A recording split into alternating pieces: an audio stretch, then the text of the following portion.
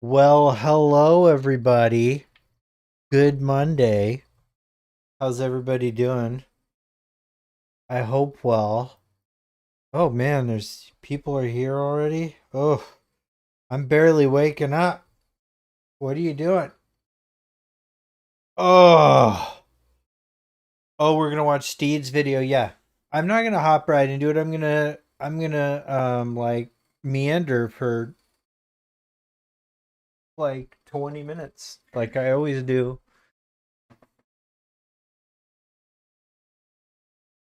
How's everybody?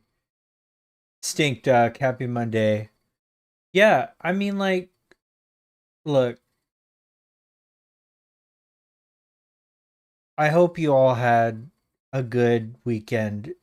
I hope everybody had a good 4th of July if you're a celebrator of 4th of July. If you're not a celebrator of 4th of July, I also hope that you had a good 4th of July. Because why wouldn't I? That would be ridiculously self absorbed. Hello from Ireland. Hello from Norway. Uh, Zach, I bet Zach Timay from Norway. I mean, that's got to be some. Yeah, Norway's got to be crazy right now. If people are in the future watching this, the World Cup is happening. Norway and Brazil fought. There were several casualties. It was a good battle. That's the World Cup, right? The one where you die. I don't know. I'm not good with sports. You're more hyped for Final Fantasy VII, though. That's good. I am too. I'm good. This wallpaper, I know. I know. Tyler Hepner's so cool. A Jacob, welcome in. Jacob from IRL, welcome. Hello from Chicago, welcome in. Welcome in. Welcome in. What am I going to do today? Well, look, it's going to be kind of a relaxed stream. I don't have a guest until later. I've got some guests coming on that are going to be um it's going to be a spicier episode. Don't worry, I'm not going to get like Sebi or anything like that. Not that I wouldn't have Sebi on. If he wants to come on, he can, but he just has shown no interest whatsoever. Um First Soldier will Soldier First Class will come in at some point too. Bio Roxas is in the lineup. All of the ones that were, Curious Joy and Tiffany and Marignetic and uh, my good friend Very Finny. All of that. Would I ever have Final Fantasy Peasant on again? Absolutely. He's been on 3 or 4 times, and we'll get him back. We'll get him back.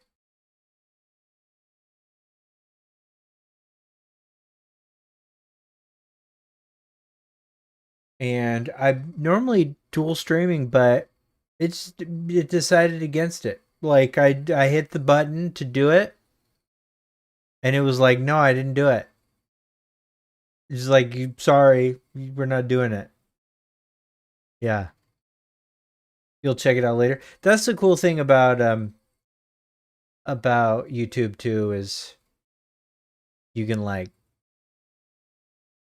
check out the VOD. I already have one guest on in the background. Yeah. No, yeah, yeah, that's Nebula. She's doing a great job. She's Yeah, she's keeping it. She's keeping it very real right now. I mean, listen, um per the usual, the fandom, the Final Fantasy VII fandom was disappointing this weekend. And I guess I'll get through some of that dumb drama. Um, but and then we'll watch Steed's video. I'm gonna wait till I get like 100 people in here, and then I'll start Steed's video. It's not gonna be like a super long stream. I've been cleaning my house all day, and then I'm gonna clean it some more, so that my doctor wife can come home to a clean house. Who streamed with me on Thursday, and that was a great stream, by the way. We did it. We were a disappointment. I know. We believed in ourselves and we disappointed. You enjoyed Britt and Cody's panel? So if people are just like wondering like what the fuck happened, okay. So the TLDR is that there's a train in the background honking loudly to let the people know to get out of the way. The life is worth it. But there was a convention, and Cody Christian and Britt Barron, who are the voice actors, the VAs for Cloud and Tifa, respectively, were asked several questions. Some of them were shipper coded questions. And when is the next live stream? That is Thursday. Next Thursday, Turquoise Hammer.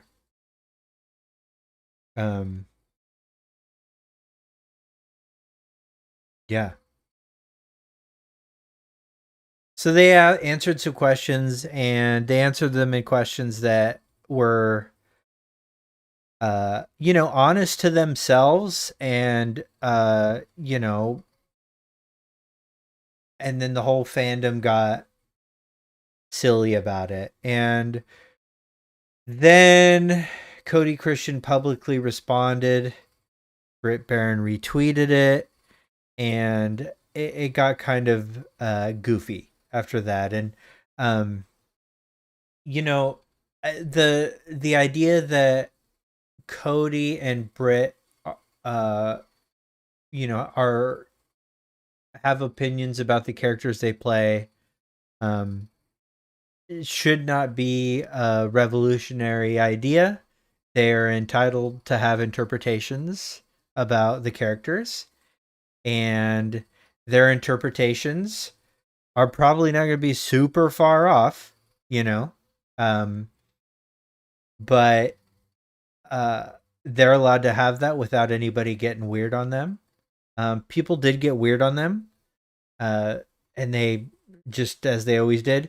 And then Cody responded particularly to being called the tourist. And I will say that the person that did that, it was like, I'm not saying that it's okay to call the voice actors a tourist or anything, but I will say that that person wasn't as malicious as like, I don't know, like most of the comments I saw, and so Cody responded a little passive aggressively to being called a tourist, because he's been living and breathing the character for 7 years, and probably really passionately. Like, he's probably like, you can tell from his performances that he really cares about being Cloud Strife as he's being informed to be. And he was talking pretty in detail about some very heart-to-heart moments him and Tifa have, and that being like, a moment for him to really express himself emotionally. He said that, if you haven't cried yet, and you'll cry at this. And I mean, as somebody that's portraying a character that's really got to stretch the limits of their acting, of course they're gonna be proud about that moment, and so I think that's all that was happening. And a lot of people with a lot of different, vested interests got really upset. And there was, I don't want to say like, oh, one side was good, one side was bad. I don't want to do the thing where I'm saying that, both sides were equally bad either. I'm just gonna say that you know, don't think we should just in general harass the developers. I know this is insane, right? It's crazy. We probably shouldn't harass the developers. We probably shouldn't harass the voice actors and actresses. We probably, and I know this is where I lose a lot of people because a lot of people that were really okay with the first two get mad at me when I say this one. We shouldn't harass the localizers either. Everybody's just doing their job, like it's a silly thing. And and you're allowed to have opinions about all that stuff. Um but maybe don't like tag the writer because you're upset about something. And I'm not gonna say, oh, don't do that if you're on this side, or don't do that if you're on that side. Just don't do that in general. I think that's pretty an uncontroversial thing to say. um that said, like, I'm really excited to see these characters come to fruition. Like, we've spent a lot of time with these characters, hundreds of hours with these characters. I want to see where it's going, man. You know, it's really goofy. It's just dumb. It's silly. It is. It's a real bummer that anyone should needs to be informed they should not harass anyone. One would think. Man, people just be on the train right now. This is crazy.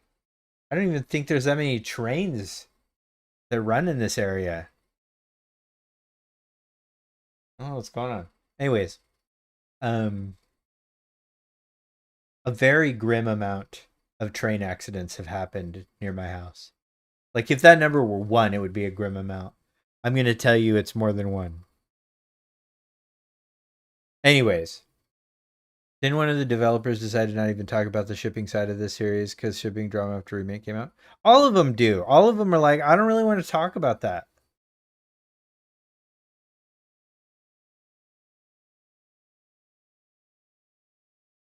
Here to drop a like for support. Appreciate you bringing the FF7 community together and love the SEAL Team 7 streams.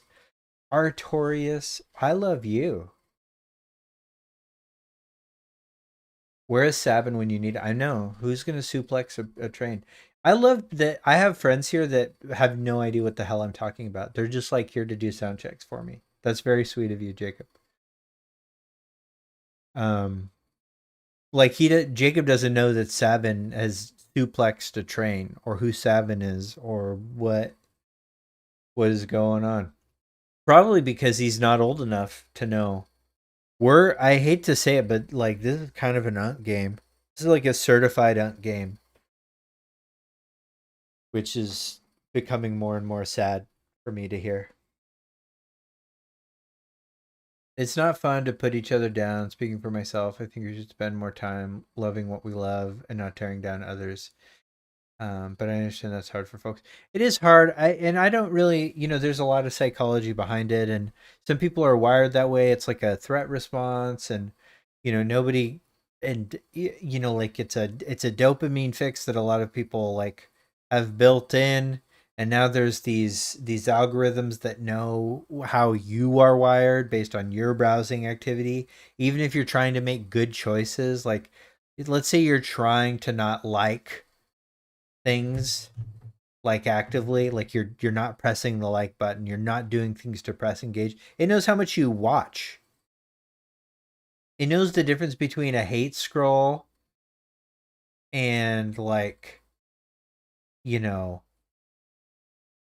a I'm not interested scroll. Like, it knows it measures all of that stuff for you, and then starts, yeah, so it starts showing you stuff that's upsetting to you if if it gets you more engaged, you know so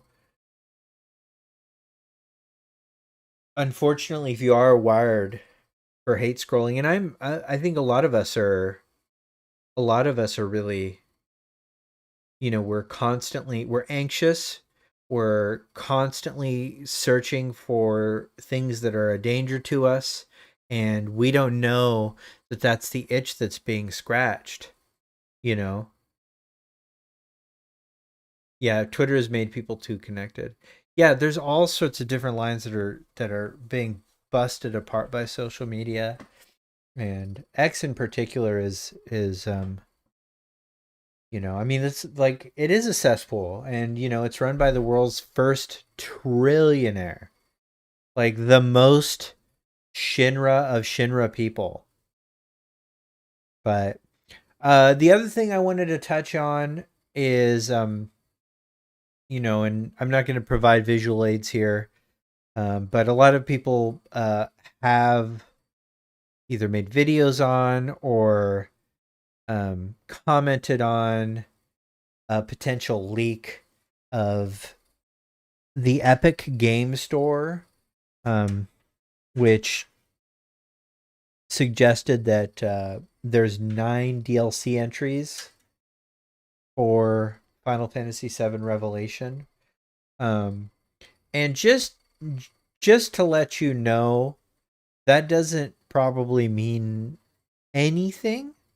It doesn't mean nothing. It means that for the most part, every single Epic game has done this. Um, it just nobody's noticed it before, and uh, and there is one exception though, and that's the expansion pass DLC. There's this idea that there's potentially a story expansion pass coming, and that is listed among the potential things. I'm going to say this though, starting this year, every time Square and several other companies has registered with the Epic Game Store, they've elected to put that in there, whether or not the game was announced with anything like that or not. So it's literally like a checkbox when you submit to Epic. Like, hey, I want to list my game. So that said, is there going to be DLC? Obviously, there's going to be pre-order bonuses. I wouldn't count out a story expansion. I think whether or not a story expansion DLC is announced at pre-order, is going to largely be the result of whether or not the game gets enough wish lists or pre-orders before then. They have internal targets. It's just the way a lot of companies operate. I'm not making that up. I'm not pulling that out of my ass. It's a real thing. So if you want that, consider wish listing it. I'm not making a dime from saying that. If you don't want that, that's another way you can have your voice heard. I can tell you things they won't listen to you. It's like you complaining under their post on Twitter. That actually doesn't work. It works pretty bad, as a matter of fact. So my thoughts are, will we get DLC for Revelation? Probably. Will it be part of some expansion pass? I don't know. But here's another thing that I do want to clarify. It is very unlikely that whatever would go in that expansion pass will be completed by spring 2027. And so there's this narrative that all that they're doing is selling you an incomplete product. And that's not exactly right.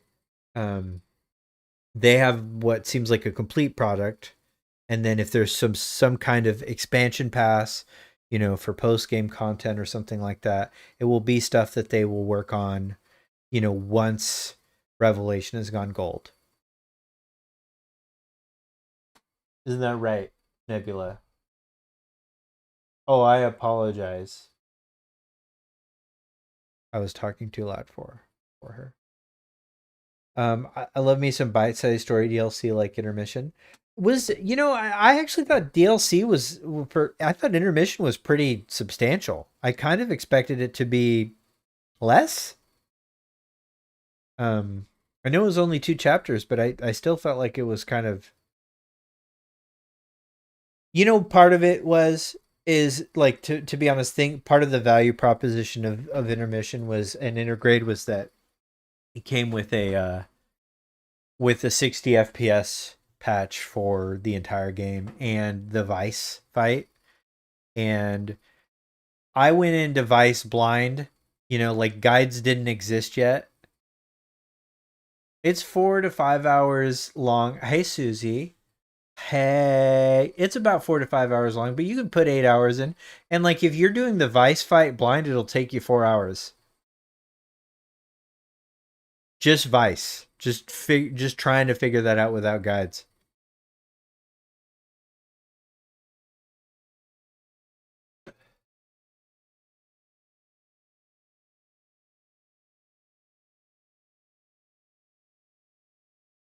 Yeah, it was perfect. It was good. It was good. I liked it.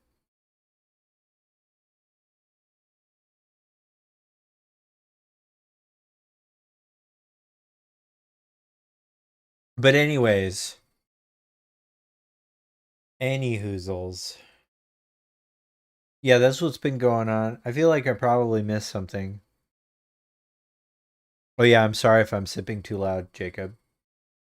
I got complaints about that. That's right. We'll do this here.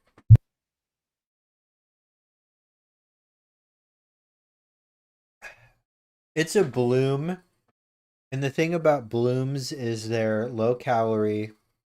They don't have taurine, which I'm I'm not doing taurine anymore. I know it's just an amino acid and probably fine, but I'm not doing. I'm on a taurine cleanse. You ever just wake up one day and be like, there's too much taurine in my life. That's what I went through. Yeah, intermission was legit. I liked it. I liked that it was bloody and it was gnarly. That's something we talked a lot about when I was talking with Philip Hartshorn. So, yeah. Oh, okay. Okay. I will be right back. I'm gonna go do something real quick, and then we're gonna watch the Steed video.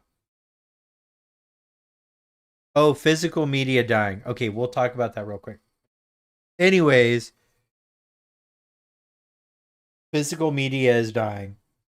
People are super mad about it, and people are super mad about people being mad about it, and people are super mad about people not being mad about it. And I would like to say that all opinions on the subject are valid. I don't think that they are. I think physical is a good thing that we should strive for. And I think that the fact that we're moving away from it is a emergent property of bad things. Yeah. And I also think you should be able to say that. Um yeah, I'm just gonna yeah, dude, I'm gonna do like a fat hot rail of touring off camera.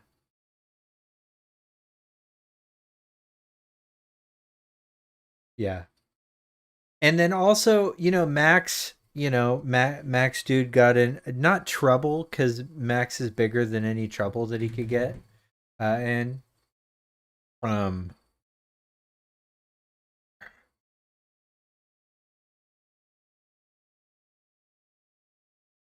and I'll tell you what, like, um,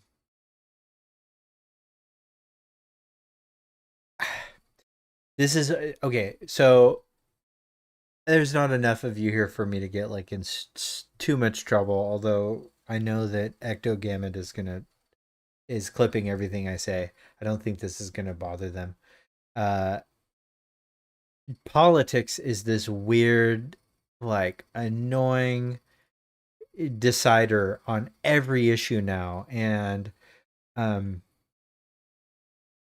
I've never been ever vague about what intensely left side of the political spectrum I'm on. I'm on that side. Um, and I've had people say, I wish you wouldn't say that. I wish, I'm just going to be honest. I'm not interested in your content because you've been vocal about that. And that's fine. I totally understand that. Um, and during a rant about physical, Max did mention that it may have something to do with a certain commander in chief, and people got really upset at him about that. Um, uh, but I've never been prouder of Max in that moment. And I always find it wild when somebody, you know, uh, who's a really big fan of pretty much any Final Fantasy, but particularly seven, you know, um, finds themselves, uh, on the conservative end of the spectrum. But it happens, and I think there's valid nuance that can happen in politics where you can uh, you know not only enjoy a piece of art that has different messaging than you personally believe in, but also share its messaging, but just on the very specific topics that it's got messaging on, and then kind of ignore the rest. Um, but I always get surprised when people are surprised that one of the biggest Final Fantasy VII creators, if not the biggest Final Fantasy VII creator in the world, is like, yeah, man, you know, the guy, the guy that's like a caricature of President Shinra, might be responsible for this. Like blonde guy with his name on a bunch of buildings, in New York, which Midgar is based after. Like it's ridiculous. That the parallel is so ham fisted. So I always find that like to be funny discourse, but I'm also I'm bummed that people have to react that way. So you don't know how to be in the middle. Politics for you guys in the U.S. lost all meaning because it takes the tiniest disagreement on something small that make people call you slurs. Yeah, I mean I agree, and I do.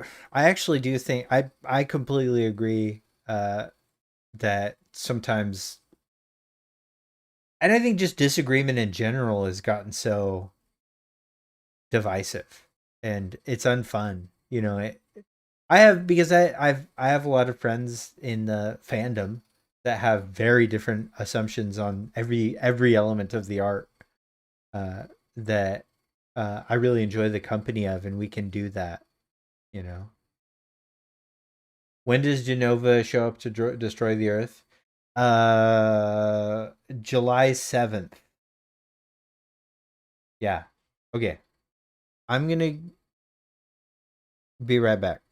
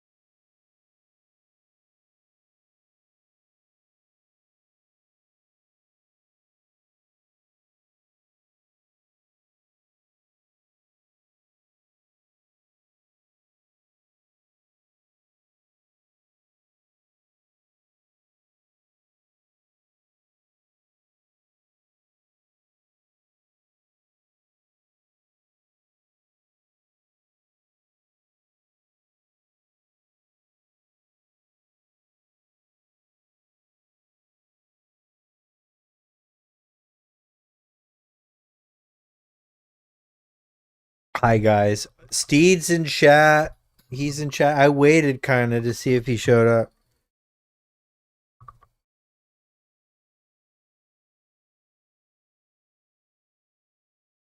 Okay. So, you know, I know look, I'm a venture capitalist because I live in a capitalism and until the system changes, I can't, you know, affect that. And so perhaps my title was a little clickbaity, but I will say this, okay? A lot of people genuinely tune out after the end of disc one, and it is an annoying thing. And um even people in the deep fandom, but I think like a lot of one of the most interesting things I've seen is that is the rise of Sebi Webby has sort of taught me is that there is like this, like the reality of the Final Fantasy VII experience is competing against um like its fandom's own collective media illiteracy, right? Like if you ask a ton of people that are like, "Oh, I love Final Fantasy VII," like what it's about, you'd be surprised how few of them mention like anything after disc 1, right? And I think part of it is it's like when a lot of us played it, we were younger, or we kind of got to that point where maybe our attention span was fading and we were just jamming X through dialogue, um or we were like grieving, just like Metal Gear Solid. Yes, yes, yes. And yeah, the idea of Final Fantasy VII is very different than the reality of Final Fantasy VII. It's about Bone Village. Yeah, that's right. That's right. And they ruined it. They took away our prized Bone Village, the emotional crux of Final Fantasy VII, Bone Village, where you play the worst mini game that's ever been made in a game. Anyways, so um a lot of the people that are like really comparing, like doing things like taking apart the bald bar, like um I watched the whole thing unfold with the bald bar narrative. When the bald bar first happened, or when Rebirth first was released, bald bar was like the highlight for a ton of people. Nobody was complaining about the fucking bald bar. They were like, holy shit, they took this tiny thing and made it into a big deal. And and then like this oh, they've made this grim dark, you know, grim dark steampunk, you know, tale, and turned it into a cartoon. And you'd be amazed how few people actually knew that the bald bar was in the original. And then you'll see comparison clips throw up. But they're never good faith comparison clips. They're always like bad localization clips. And it's like so like like if you're familiar enough with like the deep lore stuff, you know that the glabrescent bar, the bald bar in the OG, particularly the Japanese version, was exactly what we were talking about. It's that cartoonish thing, to the point where like one of my favorite moments, sort of highlighting that there's this disconnect between the Western and JP audiences, was when 4-8 Productions, who's one of my favorite content creators, one of the best FF7 creators out there. I will eventually get him on. We've almost collaborated before, but things just came up. He played the Shinra archaeology cut of that scene and thought that he was being trolled. He thought that Turk and Odie put in like a bullshit version of it to troll him. Because like there's no way. But no. Like they're just that was in the game. Like and that's all that Rebirth's version of it did. Is it just that accentuated and highlighted this thing, turned it into something ridiculous and fun. Like the entire purpose of part 2 is to make us fall in love with the world that's going to be like, in apocalypse in part 3. So obviously it's going to have that tone, right? But again, it's the reality of Final Fantasy VII competing with the idea of Final Fantasy VII, that's been weathered and chipped away by time and ignorance and, you know, uh, people's inspiration dying. And, as people get older, they get, further and further from joy and expect all of their cherished possessions to do the same. And so they hold tight to it, hoping that it gives them some joy that they remember once having, instead of looking inside and growing as a person and finding it in different ways, So yeah, it's also like 10 seconds of a 100-hour game. Yeah, I know. It's ridiculous. Anyways, I don't need to say any of that. Okay, we hit our viewer goal. And it's been 43 minutes. And Steed is here. So we're gonna watch this video. Are you ready, guys? Okay. Wait. Steed, are there spoilers? Dude, I don't know what to do. I don't want to get spoiled.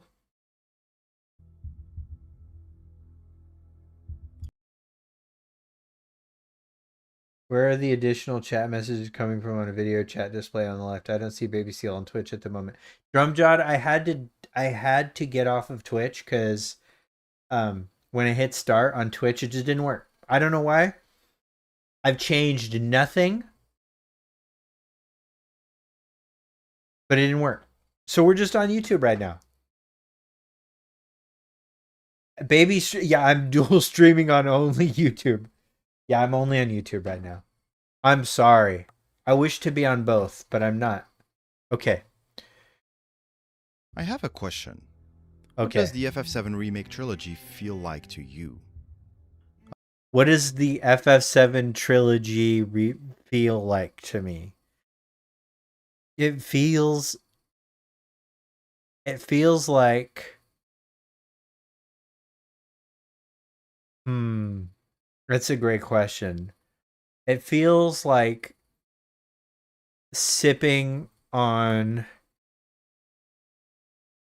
like a mango sunrise that you find out 20 minutes later is laced with experimental hallucinogens. But then you find out later on has no side effects. I'm not talking about nostalgia or how you personally felt when going on the modern version of the Bobbin mission. Oh. I'm not talking about how you felt when you finished Remake and either had your mind blown by what you had just experienced or completely hated the new direction and great never music. touched the game Great again. music. I'm talking about what the trilogy itself looks like from our point of view from the outside. Now, I'm sure answers will differ as proven by how differently interpreted the series is before we get to experience its completion, but at least I can tell you what it feels like to me, and maybe you feel the same. This remake feels like the original story woke up, became sentient, realized it was a story, and started remembering itself, but also not quite. A story making a... Okay. I like that.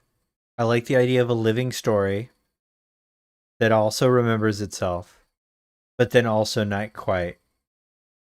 I will always say I always get it. I always have issues with descriptions that are tautological, meaning that they give themselves an out to be also whatever. It's a God of the Gaps thing. But so far, really liking this framing. Vague recreation of itself based on a disjointed recollection, a cluster of floating pieces being assembled by someone who only has the pieces of the puzzle and not necessarily the reference image. It feels like a remake that does have an overarching layout summarizing what elements should be I shown like and it. in I what like it. order, I like but it. that isn't always consistent in the fidelity it presents those elements with. Ever since finishing the first installment, I've been wondering why the whole thing feels strange and purposefully vague. I've long searched for the best way to phrase this gut feeling, and I think that I have finally found it. This Sequel. doesn't feel to me like a story that has awakened. In fact, quite the opposite. This feels like a story that has not awakened yet, and that is still dreaming about itself, trying to remember what it really is, what happened during its key moments, in order to finally piece itself back together in a consistent way and reveal its true nature. The fun in this is that every single view about the nature of the trilogy could feel validated by this description. The feeling that characters within the story seem to have become aware of their existence And you got it. You basically explained the God of the Gaps thing, so good on you. across time and have access to things they should know is precisely why many have labeled it not a remake of the original, but a chronologically new installment in the FF7 universe. To another part of the audience, this reluctance of the story to fully commit to a new direction is a hint that it is using a smokescreen to keep us guessing before the inevitable rug pull, revealing its true identity, just a reimagining. And while I accepted that my intuition will probably not help settle the debate, I also realized that I can't just discard this feeling, one which I have finally been able to consciously formulate, for it comes from a part inside of me that processes information on a level that I'm not consciously aware of, my intuition, my unconscious. And in doing so, I realized that if the story feels like it's struggling to piece itself back together, then maybe it's because it's true. Maybe this is not the original story, but a recollection of it, a reunification of scattered events, places, and of both prominent and repressed references in other parts of the compilation. Maybe this is the story dreaming about what it could have been and wishing it into reality, rather than strictly adhering to what it remembers about itself. The good news is that this vague Why is this story have a better resolution when dreaming about itself? Answer that, Steed. How come it's 4K and remembers itself with different characters in a different order of events? abstract intro is now over and will all make sense later. The bad news is that none of this is what initially prompted me to make the video in the first place. What did was a concept mentioned in what seemed like an innocent interview, but turned out to be the track I needed to finally put my intuition into words.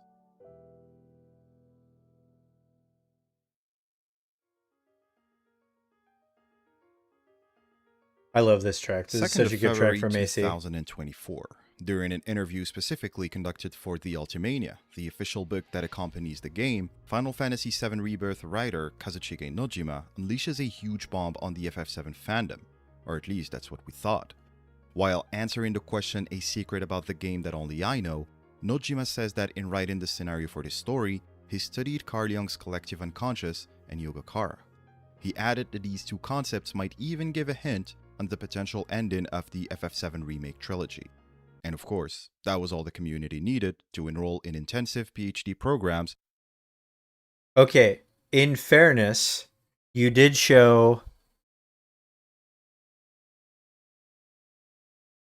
Conscious and Yogacara. He added that these two concepts might even give a hint on the Okay, hold potential on, ending hold on. of the FF7 remake trilogy. And of course, that was all the community I do needed see to this. enroll. Okay. Okay. In fairness, Steed, this is me. And Professor Noctis and I studied Jung and Yogacara well before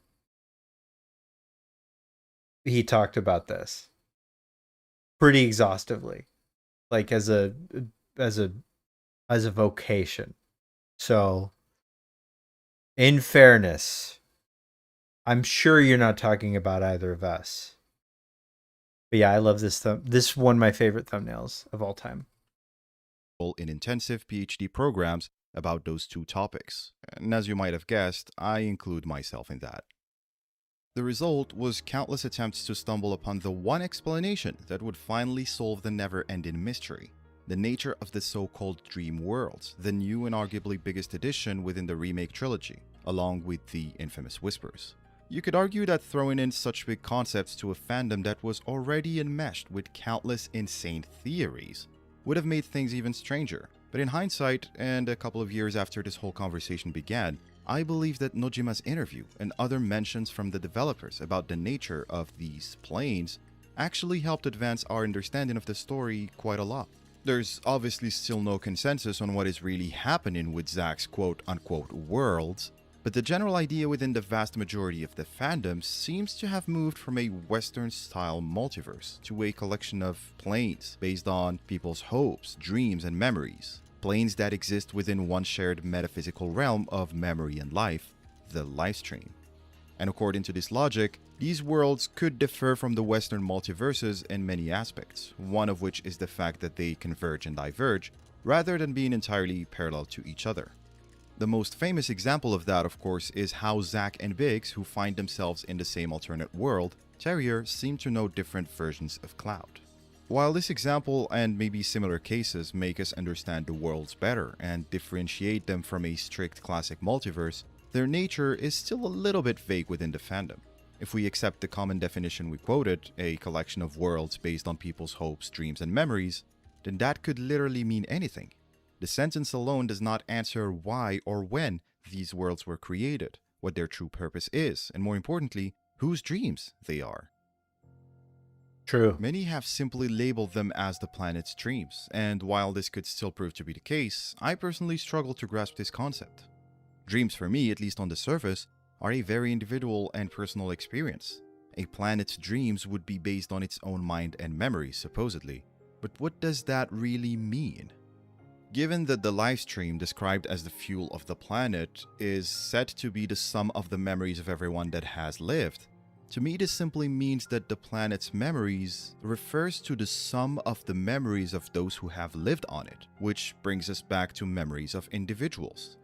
And this ambiguity around the mechanics of the FF7 Remake mysteries is what made me realize the value of looking at them from a Jungian lens. What we are about to do is not to analyze every cutscene or line of dialogue to figure out a small detail that we missed before, although that might be part of it, but rather completely shift the way we'll look at the story. We will move from a literal interpretation of the mysteries to a symbolic one. Now, to be totally transparent, I have not studied the fields that Nojima mentions on an academic level, and I am not knowledgeable enough about them to claim that this is exactly how we should apply them to the FF7 Remake story. Thank you for the Likewise, subscription, I do not by the way. claim that this is necessarily the one answer to all the mysteries in the trilogy, and that's for two reasons. One, because until we play FF7 Revelation, none of us can claim that they have all the answers. And two, because even if this interpretation turns out to be partially true, it wouldn't mean that it's the only possible explanation of the nature and purpose of the dream worlds. With this out of the way, the final favor I would like to ask you is to entrust me with three things: patience, attention, and imagination. I will need you. Okay. I will give you patience, attention, but I don't have any of that third thing. So you're gonna have to fill me with your inspiration right now, Steve. To bear with me in what could be a couple of slow sections as we try to immerse ourselves in Jungian psychology, understand it on a basic level before going back and opening our minds to how it can relate to the remake mysteries. And we will start with an extremely important concept in Carl Jung's work: individuation. Okay. Or, in simpler terms, and I'm sure this will sound familiar, the process of searching for and slowly becoming one's whole self. Good start. Individuation appears on the one hand as the synthesis of a new unity which previously consisted of scattered particles, and on the other hand as the revelation of something which existed before the ego and is in fact its father or creator and also its totality. I mean, I'm just going to be honest, you got real lucky. You got real lucky with this quote. You get synthesis for subtexts. You got unity, which is, the the concept by which reunion happens, and then you got revelation. The title. You think Nomura's reading Young? Think so? He's probably not, but still, good find. I'm ecstatic that you've. It's some solid synchronicity that you found this. As is apparent from the Jung definition I just quoted, individuation means becoming one single being. If we look closely at this sentence, for something to form into a single unit,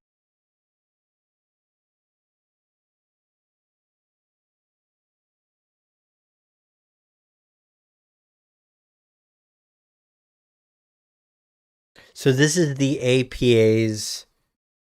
So this is the APA's definition of individuation. Okay. All right. I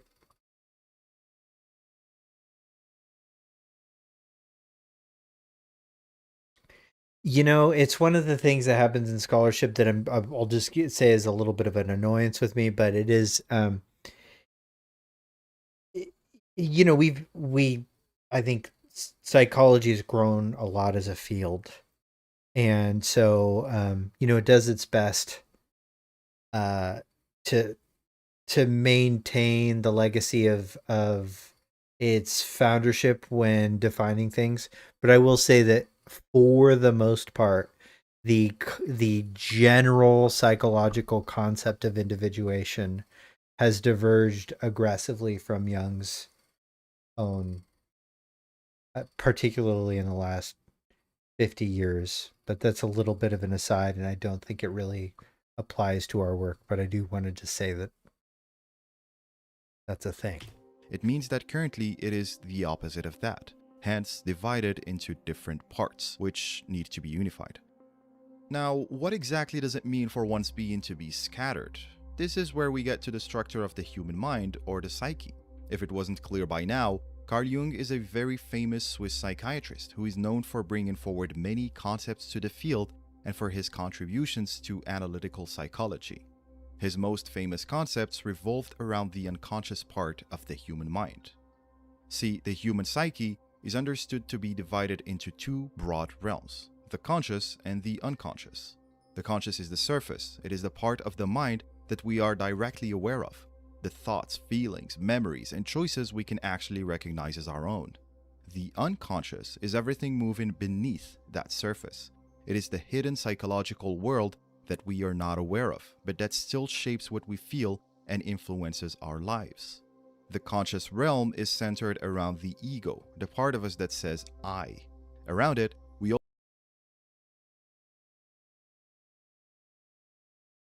I have a lot of commentary on Freud that I will not give now. also develop a persona, the social face or role through which we meet the outside world. But for Jung, the ego is not the whole person. It is only the conscious center of a much larger psyche. This is where the term self becomes important. For Jung, the self refers to the totality of the psyche, not only the ego we consciously identify with, but the wider whole that includes unconscious dimensions of our personality. The reason this distinction is important is because of the possibility of a person living only based on what their ego is and being oblivious to the rest of their whole self. In this sense, this means that there could actually be a gap between who we consciously think we are and who we truly are, or who we will become once we are whole. And that gap is shaped by what we don't consciously know about ourselves. Everything that is buried in the unconscious, things that we have forgotten, repressed, denied, inherited, and so on. Mind you, we are not necessarily talking about memories here. The unconscious also includes buried desires, fears, and much more. About this ego-self relationship, Jung says the following. Many people mistakenly overestimate the role of willpower and Man and His Symbols is such a good work. I like it is. I it's hard to think of a of a work that you could like pick up right now and get lost in and feel like its application to modern life as much. Is it all, dead on within the, the construct of its own framing? It's very consistent. So I will say that so far, by the way, I just want to say I really like, just from an educational perspective, how well you're doing with this video, Steve. This is so cool. I'm really just, as somebody that loves these fields and likes anytime somebody can, I don't want to say reduce, but simplify these somewhat esoteric topics, even if you're doing so to come up with a conclusion later on down the road. I think it's a good collective benefit to as many people as possible. So far, loving this. think that nothing can happen to their minds that they do not decide and intend. But one must learn to discriminate carefully between intentional and unintentional contents of the mind. Sure. The former are derived from the ego personality. The latter, however, arise from a source that is not identical with the ego, but is its other side. Sure. This existing gap between who we think we are and our whole self is why the unconscious is such an important piece of the puzzle to begin with. Intuitively, by talking about forgotten, repressed, or buried elements, we might mistakenly consider the unconscious to just be a hidden closet where a bunch of things are stored. But according to Jung, the unconscious is not passive. It actually compensates for the one-sidedness of the conscious ego. Now, what does that really mean? This function of the unconscious is to push through the elements inside of us which we are not aware of on a conscious level, such as emotions and feelings that the ego has ignored. So instead of stuff that we think is irrelevant and stored in a hidden closet in our house, a better way I personally think of it is as a long-lost version of ourselves, maybe ourselves from 10 years ago, or a friend we knew back then who still remembers key events, emotions, desires, and possibly trauma that we have forgotten. I do kind of see where you're going here. And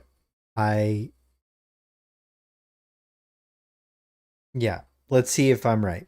And who is constantly trying to get in touch with us to remind us of these underlying components. And this same unconscious is divided into two distinct areas itself, the personal and the collective unconscious. The latter might now sound familiar given that this is what Nojima mentioned in his interview about the influences behind the remake story. But as you might have guessed, it is one part of the Jungian equation.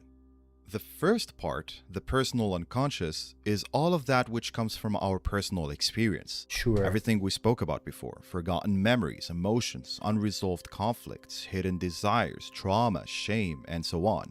The collective unconscious is a layer that does not necessarily come from personal experience, but rather from patterns that are shared across humanity.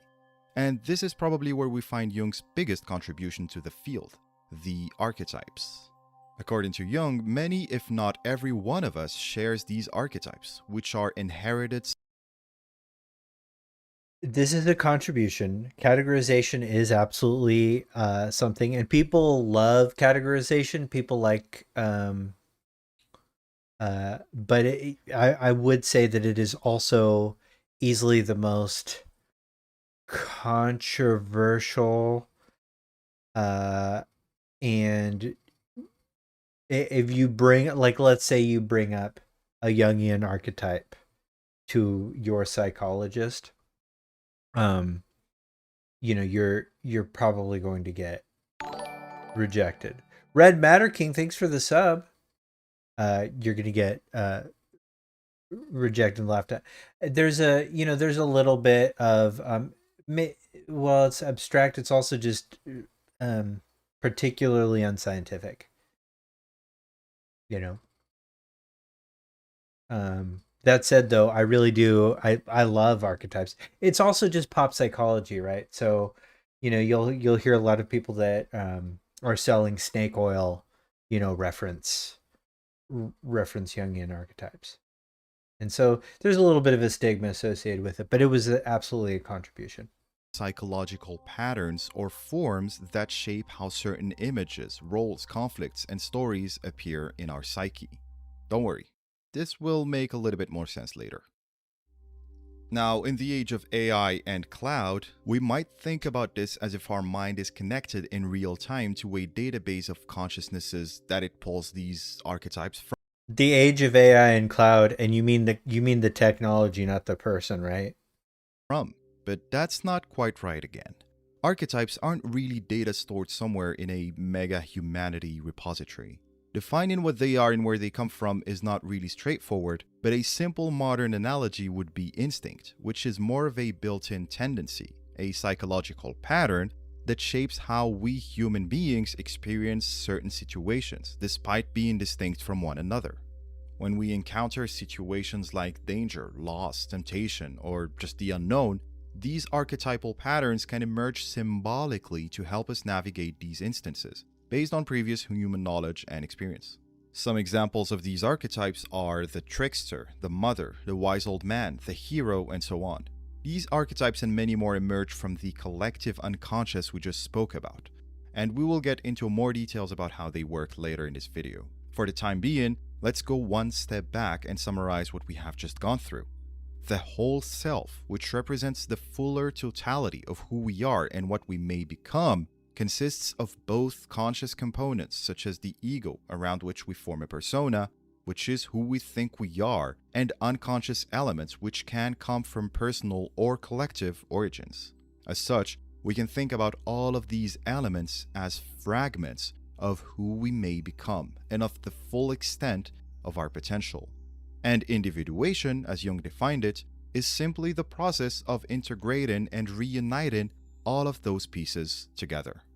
Sure. Jung actually considers individuation as the most important journey a human being can go through. In fact, for him, bringing unconscious elements to our consciousness is so important.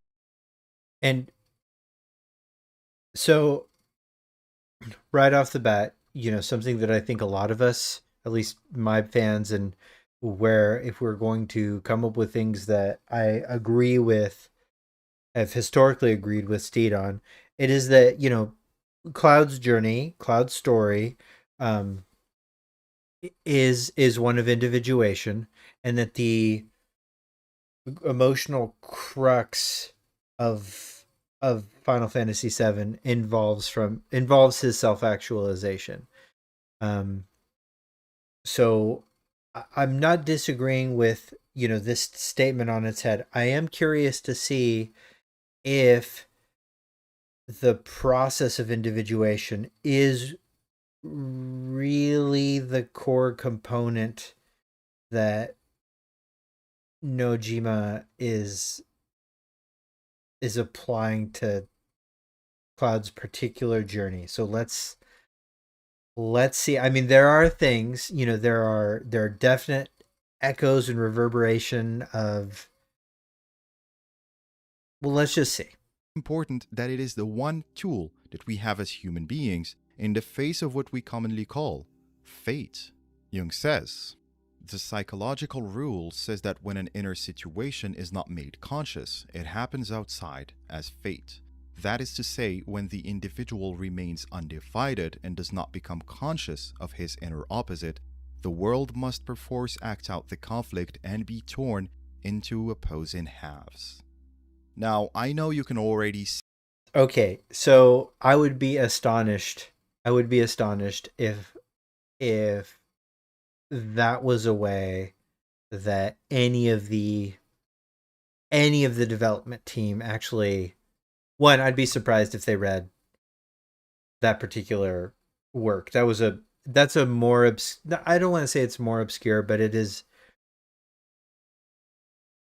of the commonly referenced Young works in Japanese media, which is, it is super common. like most anime references it, that is definitely lower on the the reference list. It's a little bit more obscure. Two, I do not think that is specifically how. I'd be really surprised, anyways, if any developer behind this project sees fate in this way. I could be wrong. But I think you might get there on your own, because I think Yogacara is probably more likely the mechanism by which causal objectivity is explained.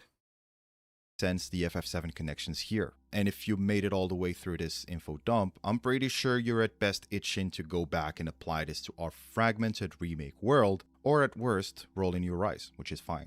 But you will have to forgive me, because even after all these definitions, some of this is still a bit abstract to us. Remember, Sure. what we've established so far Yeah. is that our external persona ignores elements inside our unconscious, right? And this is the same unconscious that is actively trying to bring these repressed elements to the surface, which then leads to the process of individuation. But what we need to ask is, how exactly does the unconscious do that? How can a part of us which we're not even aware of bring information to us? This, my friends, is where Jungian psychology becomes fun. Well, at least a little bit more. Okay. See, there are multiple ways that this process happens, but arguably the most fascinating and powerful one occurs because the unconscious knows exactly when to intervene. It knows that when we are conscious, we're not really listening. So what does it do? It waits for the moment where it has our attention. Okay. The moment we are literally peering into it. It waits for an experience that every single one of us goes through, but that only a few of us make sense of. The multiverse of interconnected unconscious realms that are differentiated by various... No, I'm kidding. We're talking about dreams. Man, you almost had it. Unfortunately, dreams are difficult to understand. A dream is quite unlike a story told by the conscious mind. Images that seem contradictory and ridiculous. So dreams in particular, by the way, are an answer to some of that other question, to one of your earlier questions, which is, why is Jung generally discarded? It really comes down to how much of a pop psychology phenomenon dream interpretation has become, meaning that there's this sense that it delegitimizes the field, and because Jungian dream interpretation is very... I'm not saying that there's no method. I'm not saying there's no mechanics at play, but it really does not square well with hard sciences. And, in particular, anytime something is considered a soft science, it always has to struggle, for legitimacy.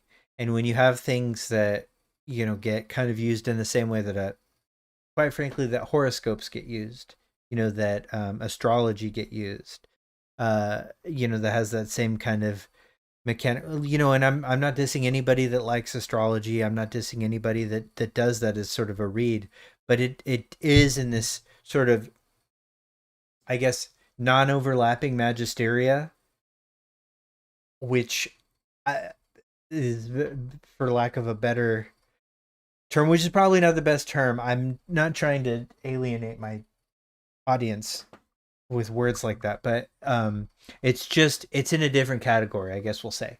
And so that is an answer to your question. It's not relevant to this video. There's nothing wrong. The dreams are definitely a part of Final Fantasy VII.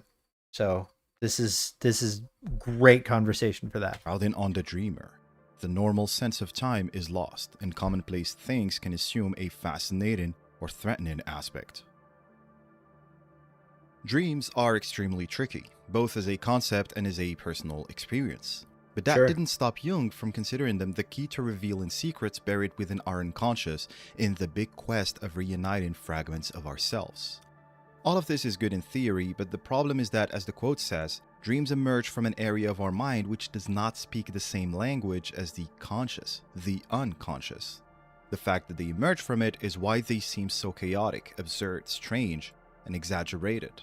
And more importantly, this is why it might seem as though, for the most part, they're disconnected from one another. The thing is, for Jung, despite looking chaotic or disjointed, dreams are not meaningless and have behind them a specific message they're trying to formulate to our conscious. So his solution to their ambiguous nature is to avoid thinking about them literally and start looking at the symbols they convey. Let's take an example. If you dream of seeing your house on fire, we wouldn't ask, did you actually see your house on fire recently? Instead, the question would be, what is this dream trying to represent? Sure. What is an event or Totally. emotion that you're dealing with currently that could explain why your unconscious saw fit to relay this message to you? Is it coming from an unconscious fear, or are we trying to warn ourselves about something? Additionally, dreams also have a compensatory function. What this means is that Compensatory. But so you may address this later, and I apologize if you do. So, and I try not to jump ahead on what you're getting at, with the dreamlike nature of these other worlds, when we call them dream worlds. I will say that at their core, though, even though they say things like, time doesn't work the same here, there is a level of structure and linearity to them that that I think separates them enough from being able to just call them dreams from a dismissive point of view, or even say that, that this is that the way we explain this is that this is all in this space inside of somebody's unconscious, at the end of a, in the live stream or something. I do think they function too well for that plot beat to work well. I'm not saying that's not what's happening. I'm just saying if that is what happens, audience is gonna struggle with it. I would struggle with it from a literary sense, like if the entirety of this is just that, the Cloud's mind having a conversation with the audience about what the identity of Final Fantasy VII is, that's an interesting sentence. That's an interesting couple of sentences. That's an interesting page in a book. It is not an interesting 300-hour game, in my opinion. But that's just my opinion, and I could be wrong. And this could be, and this is probably reducing what you're trying to say, and I'm sorry, but I want to say it now because, there's a lot of information being thrown out in the video, and I don't want to have not responded to that potential thing. When our ego, on the conscious level, becomes too attached to a false image of ourselves, dreams serve to compensate for that by showing us the extreme opposite of it. An example of this is someone acting in an extreme way, like a no-nonsense manager in a company, very tough on their employees, who sees themselves in a dream acting in a very lenient way. The unconscious here tries to balance the first extreme with its opposite, with the objective of bringing balance to the equation.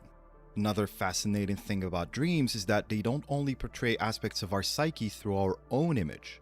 They can relay messages to us using both our own appearance or that of people we know. Here's what Jung says about this. The whole dream work is essentially subjective, and a dream is a theater in which the dreamer is himself the scene, the player, the prompter, the producer, the author, the public, and the critic. This simple truth forms the basis for a conception of the dream's meaning, which I have called interpretation on the subjective level.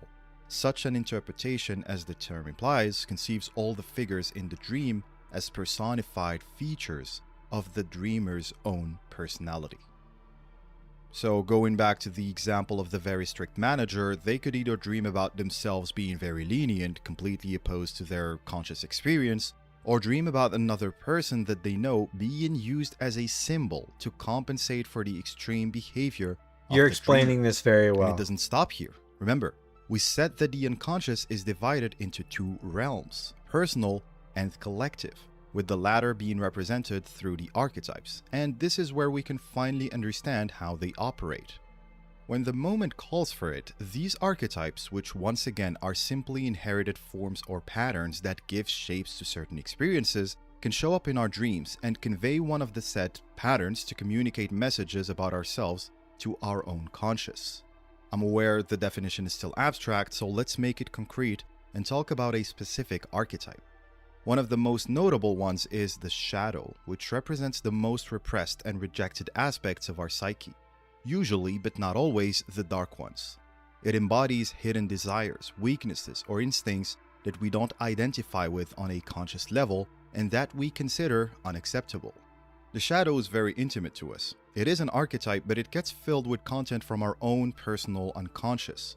Often it represents who we consciously do not want to be, while, as we said, still embodying hidden elements inside of our psyche that we are simply not conscious of. Love it. To take examples, someone's shadow could show up in a dream as another person who behaves or thinks in a way that the dreamer would consider unacceptable. In isolation, this might feel like the dream is making a point about the other person. But remember, for Jung, dream work is subjective. The figures in the dream are personified features of the dreamer's own personality. Okay. So very often, the shadow, even represented through a person we know, is not supposed to convey messages about that person. Rather, it conveys a message about ourselves. Important to note that in relation to the ego, the shadow does not only encompass negative qualities. What we said is that it simply contains qualities that the person's ego rejects. That says nothing about how objectively good or bad these qualities are, or how useful they can be to the person. Sure. As you might have noticed by now, dream work becomes more and more abstract and personal as we understand it better from Jung's lens. We mentioned that dreams have a specific message behind them, but we've also been saying that their content does not obey the strict rules of the conscious, that we shouldn't essentially take them literally. This might seem repetitive if you're getting the idea by now, but I want to emphasize the point with another example. If someone dreams of their late grandmother having a conversation with them, the mistake would be to ask questions like, was that my late grandmother's ghost? Or how is she able to communicate with me in the first place? Jung's entire framework is to always return the symbolism to the dreamer. The right question to ask would be, why is it specifically my late grandmother that is showing up? Or what is my unconscious trying to tell me through the conversation I had with her, for example? This is, in my opinion, one of the most important rules when dealing with dreams from a Jungian lens. The idea is to stop looking at them literally and understand the symbolism they carry. And I incredibly agree with symbolic interpretation being a generally better method of interpreting anything that's metatextual in Final Fantasy VII, but honestly, I would say just in general. Hold on just a sec. I'm sorry.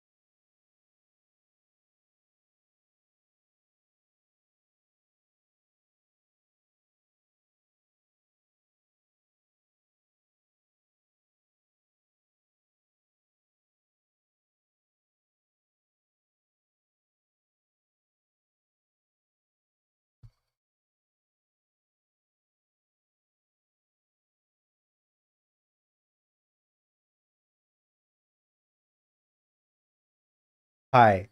Sorry. I'm back. Okay. But anyways, what I was going to say about symbolic interpretation. In general, Japanese media reads very symbolically. That is cultural.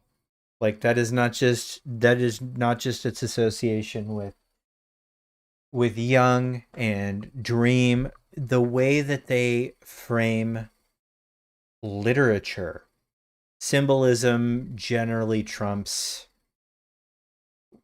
literal, you know, and it's just it's uh you know I always bring this up when talking about this because I do think that it's important to keep this in mind, um that one of the most eye-opening interviews I've ever read was actually about it was about the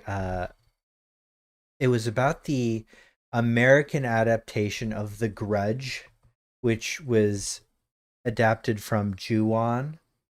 And the writer was called in to adapt, and one of the things that he immediately felt frustrated by was that the producers who were asking him to adapt uh, demanded that the plot make a lot more sense than he wanted it to, and that's not valued the same way. And I'm not saying that, you know, Japanese media and literature is senseless, but it has a different literal mechanical value, has a different evaluation, right? And symbolism is a lot more important, you know, and um, that's why. And this is something that, you know, I that gets brought up to me a lot by Turk and actually people that I know in the Japanese fandom. Um, they use the term sequel way more than we do. Their theories are way wilder than ours, way wilder than ours. Um, and for them, you know, like a lot of it really boils down to that distinction. You know, they're looking for symbols. They're looking for these, you know, watercolor brushstrokes for a plot to unfold. Um, you know, I think if you really look at Nojima's writing style, it's not quite that. It's actually, I mean, fairly distinct and fairly uh, concrete. You know, within the context of his culture. Um, yeah, as Max likes to say, Japanese storytelling is a lot more based on vibes. He does like to say that. I will say that he started saying that because of me, but you know, by all means, feel free to credit Max. Um, I'm just I'm just kidding. I'm glad that he's popularized vibes based storytelling. Um, but yeah, I do think so. Symbolism is really important. So I think a lot of people in Japan, for instance, would call it a symbolic sequel. Nothing's going to talk them out of that, no matter what happens. You know, and so symbolism is really important. I think symbolic interpretation is really important, no matter how this piece of media unfolds. Would you agree, Steed? Okay, let's keep going.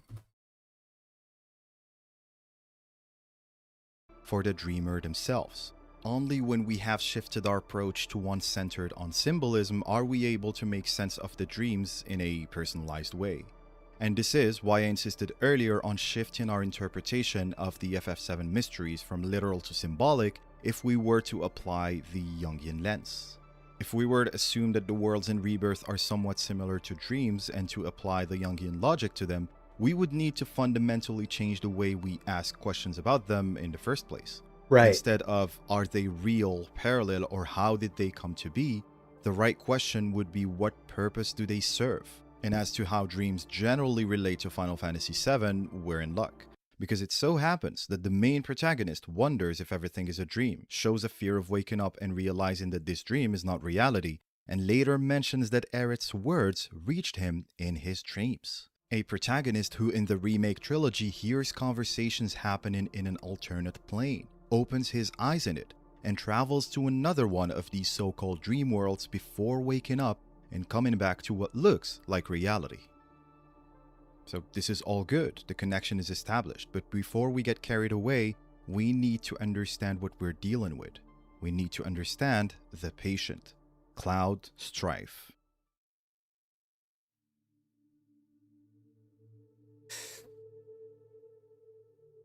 Now you're talking my language, amazing, my boy. lovely wife, who is just getting into Final Fantasy VII through the remake series, has been asking me for a very Mine long time too. a question that I wasn't able to find a non-spoiler answer to. Why the hell do you guys rave about Cloud Strife? Why is he? My wife asking the same question. If you haven't had a chance to watch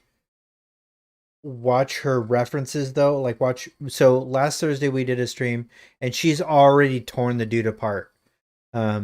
It's really upsetting how solid her read of fucking Cloud is. It's really upsetting. Anyways, go on. He's special. In fact, the more I thought about the question, the more I realized that it's not only hard to answer without giving away spoilers, Sure. but that it is a hard question to answer even if you do know the story. So, speaking of spoilers, beware that this next section will directly cover the biggest reveal of the original Final Fantasy VII. For Final Fantasy VII fans particularly, Cloud is special because it's freaking Cloud. He is Mr. JRPG, probably the most defining protagonist of the genre, Absolutely. and a character who we believe needs no introduction or justification as to why he would be special. But this only holds for people who have played the game and know him, because once I stripped this layer from the conversation, I realized that it is extremely hard to describe in simple terms why Cloud is special. Let's take Zack for example. He is the hero of his own story, Crisis Core. If Love we were this. to ask the same Love question, this, love the this, answer love would this. almost be staring us in the face. Yes. Zack is special because of his incredible determination to follow his dreams, to help people, and to stand for the right thing. Right, which is a reason why he's such a badly written character. The same can be said about Sephiroth and the physical strength he displays both in the core FF7 story and the First Soldier. I'm sorry about that. I apologize. I need to work on that. I know there's Zack fans. Lots of them. And you're welcome in the fandom. I'm so sorry. I'm working on that part of myself. He is literally one of a kind. Even someone like Squall, the protagonist of my favorite Final Fantasy game growing up, and despite his cliché teenage angst, was hailed as one of the few students in his school able to wield a specific weapon, the Gunblade. All of these characters have at least something special about them, be it in their physical build, their training, or their general approach towards life. Cloud, on the other hand, and at face value, fails every single one of these tests.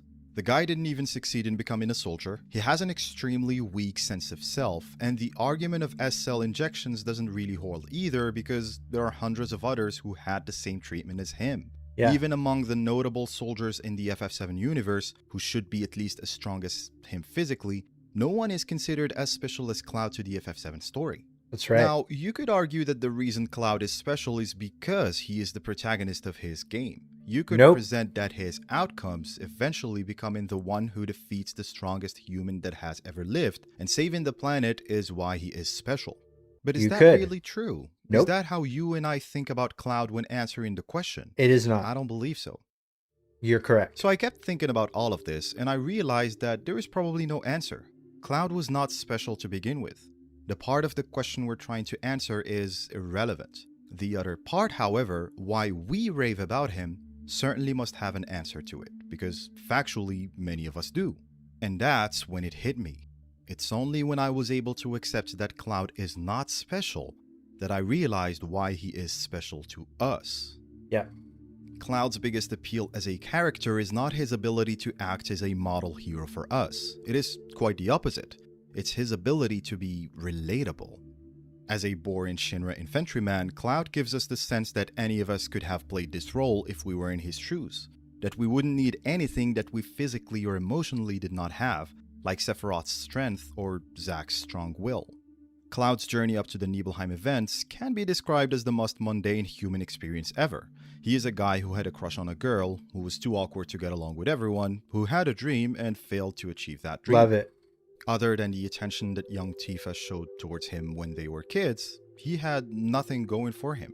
Until the Nibelheim incident, when him losing the very little he had left caused him to literally break out of the powerlessness he was crippled with and to do the unthinkable: defeat Sephiroth. Yes. This event perfectly represents how disproportionate Cloud's impact is compared to his attributes. It shows how big of a difference he is able to make without Yeah. necessarily being set up to do so. You could argue that the whole thing is not rooted in rationality because it doesn't make sense for Cloud to defeat Sephiroth in a vacuum. And to be frank, it isn't. There is nothing rational about what happened. Rather, this moment is rooted in hope. That's right. In a way, 100%. Cloud isn't necessarily special for who he is, Fuck, this is good. I love this. I love this so much. Steed, you're fucking killing it. but rather for the message of hope he carries.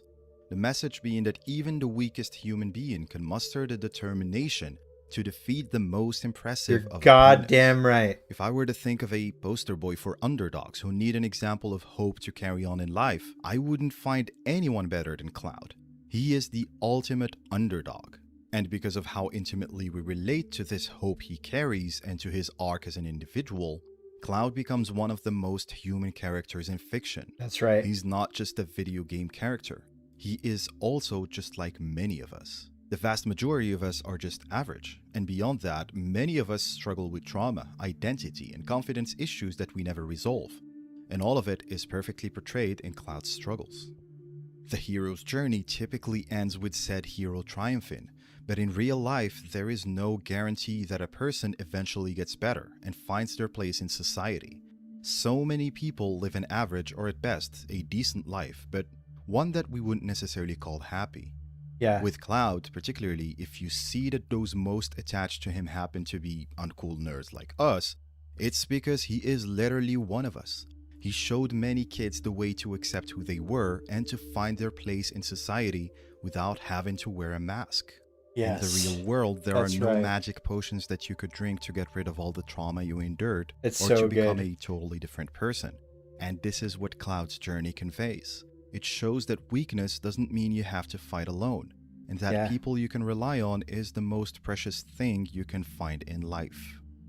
But Cloud's character didn't only portray hope, it also strived to show that it is okay to be vulnerable. Yes. This is symbolized by what I think is one of the biggest falls from grace that I've ever seen in fiction.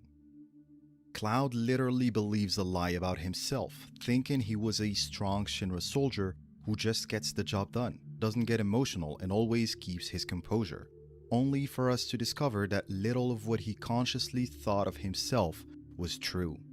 We discovered that Cloud's Man, that's some conscious ego had developed a persona, fresh one footage that right was there. completely detached from who he was deep down, with the gap between those two hidden in a sea of repressed memories and emotions inside his unconscious. This created a big rift between who Cloud was and who he thought he was, which led to him following his quote-unquote fate to effectively become a Sephiroth puppet, and he was only able to overcome it once he addressed those insecurities. But this journey wasn't easy, not at all. We spent the vast majority of the FF7 story with Cloud not aware of what is buried inside of him. And here I will once again quote Jung, who says that when an inner situation isn't made conscious, it appears outside as fate. Once we see this connection and understand it, we start to realize why Cloud's relationship with the idea of fate in the FF7 Remake trilogy is so complicated.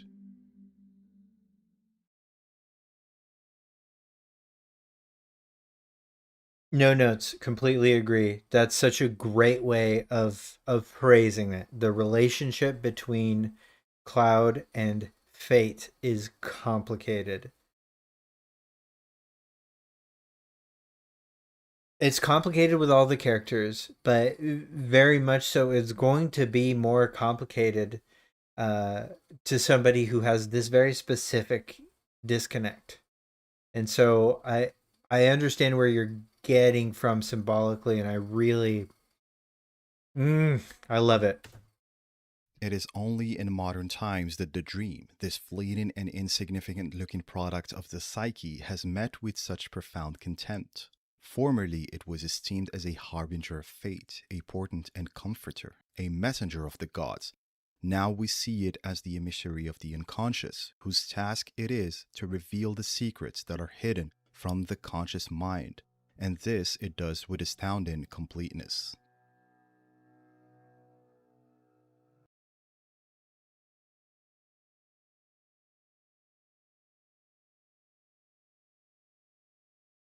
Finding Harbinger of Fate in Eros of all things from C.G. Young is a great find, and I'm a little jealous, to be honest. This is fantastic. Um, it's fantastic. I think once again, I don't think this is, and I don't think Steed is saying this. I think these are uh, commonly used linguistic tropes. I don't think that you can find a ton of uh, predictive power from them, more descriptive power. But it's still just such a good find. I'm very proud of you. The concept of fate is immensely important in the FF7 remake story. There is a point to be made that it was a thing in the original story as well, just like virtually every mainline Final Fantasy since, but the emphasis being put on it in the trilogy. And Steed in chat is going, let's not go there, because Eros is particularly in regards to love, but that isn't what we're saying. Um, Steed has cracked the Final Fantasy VII remake series. I think here he's really cracking Cloud, and Cloud is the Final Fantasy VII remake series. So for that, I agree. We'll see how this concludes. Let's see if there's any wild swings here that we need to put down at the end. Trilogy is clear to see. For Jung, unresolved inner situations manifest externally as fate, but you can still see how this is slightly vague and tricky to understand for us at this point. How can something internal within our unconscious manifest externally? And this is where we need to remind ourselves about the approach we're taking. The easy trap is to directly link external events portrayed as fate by the game as something that is strictly in Cloud's head. So this is not the point being made here. If we were to look at it from a different angle, I'm glad. what Jung's claim really wants to zoom in on is the importance of looking inward and resolving inner situations to avoid being vulnerable to events that will inevitably happen. Fantastic. Jung elaborates Yeah. on that as well. It was only after the illness that I understood how important it is to affirm one's destiny. In this way, we forge an ego that does not break down when incomprehensible things happen. An ego that endures the truth, and that is capable of coping with the world and with fate. And honestly, I can't think of a better quote to emphasize the point here. The biggest flip we need to make is to understand that the only thing that matters in the face of what we call fate is possibly how ready we are for it. In doing so, we become able to affirm our own destiny. But the challenge is becoming strong enough to cope with it in the first place. And that brings us back to the importance of looking inward and addressing our unresolved conflicts to make sure we are ready. And funny enough, and this might surprise you, but looking inward is one of the most prevalent messages I've noticed while looking at the subtext within the FF7 Rebirth dialogue and NPC lines. Much has been said about the famous Cosmo Canyon NPC who shares her experience and theories about alternate planes where she believes her deceased parents may be alive, hoping that she will be able to visit that plane someday. But trust me, this is far from being the only or even most interesting NPC dialogue in the area, in my opinion. After strolling around Cosmo Canyon with the Interesting. music turned off for hours, I realized two things about this place. One, as Yuffie notes, the dull, shallow tourists swarming the place are incredibly annoying. And two, there is an invitation to look inward in literally every corner. There are many instances That's that emphasize interesting. this, and if you would like to see me discuss these quotes in detail, you can check this past stream on the side. For now, we will focus on the most notable one. I ask you this, who among you has looked inward into the universe of the soul? Just as each of us is a part of the planet is a part of us. Therefore does it not follow. Steed, have you looked to see if the translation of this is similar? Follow that to heed the words of one's own heart is in essence to heed the words of our great mother. Thus do I urge you to hearken to that voice, that of the planet. As you might have noticed here, this person is talking about the connection between the planet and the individual. This is more relevant to the influences of Yogacara on the structure of the FF7 world and story, so in the interest of staying on topic, we will park this for now. Well, I almost beg to differ. I do think that there is a relationship between the collective unconscious and the personal unconscious here that you could make. Another key learning from the quote is the importance of looking inward. Other NPCs say that the planet is always speaking and that the only thing we need to do is to listen. This is effectively a great example of the importance of diving into one's unconscious. Mind you, Jung also notes that this disconnect with our unconscious and intuition is what led humanity to its disconnection with nature. One of the main objectives of his work is to urge humans to attune themselves with nature, just like our ancestors were. Once again, something that the Cosmo Canyon NPCs also encourage. This invitation to look inward and its rewards become a key link to us as we look at the FF7 remake story from a Jungian lens. We established how much Jung values looking inward as a way to bridge the gap between our ego and self, accessing the unresolved situations in our unconscious to be strong in the face of fate. And the game itself emphasizes this. But something else I noticed about how FF7 Remake approaches this is how it keeps the tension going around the idea of fate. Almost every mystery in the trilogy so far boils down to whether fate can be truly changed, and whether it exists in the first place. And on that topic too, the game makes a lot of commentary. The big hints to the conversation around fate are fairly obvious. First, the hope of changing it, which was clearly encouraged at the end of Remake, and second, the emphasis on acceptance and moving forward, which was highlighted through Aerith in Rebirth. But we also have the hidden commentary around the ability to choose in the Chapter 14 Dream Date.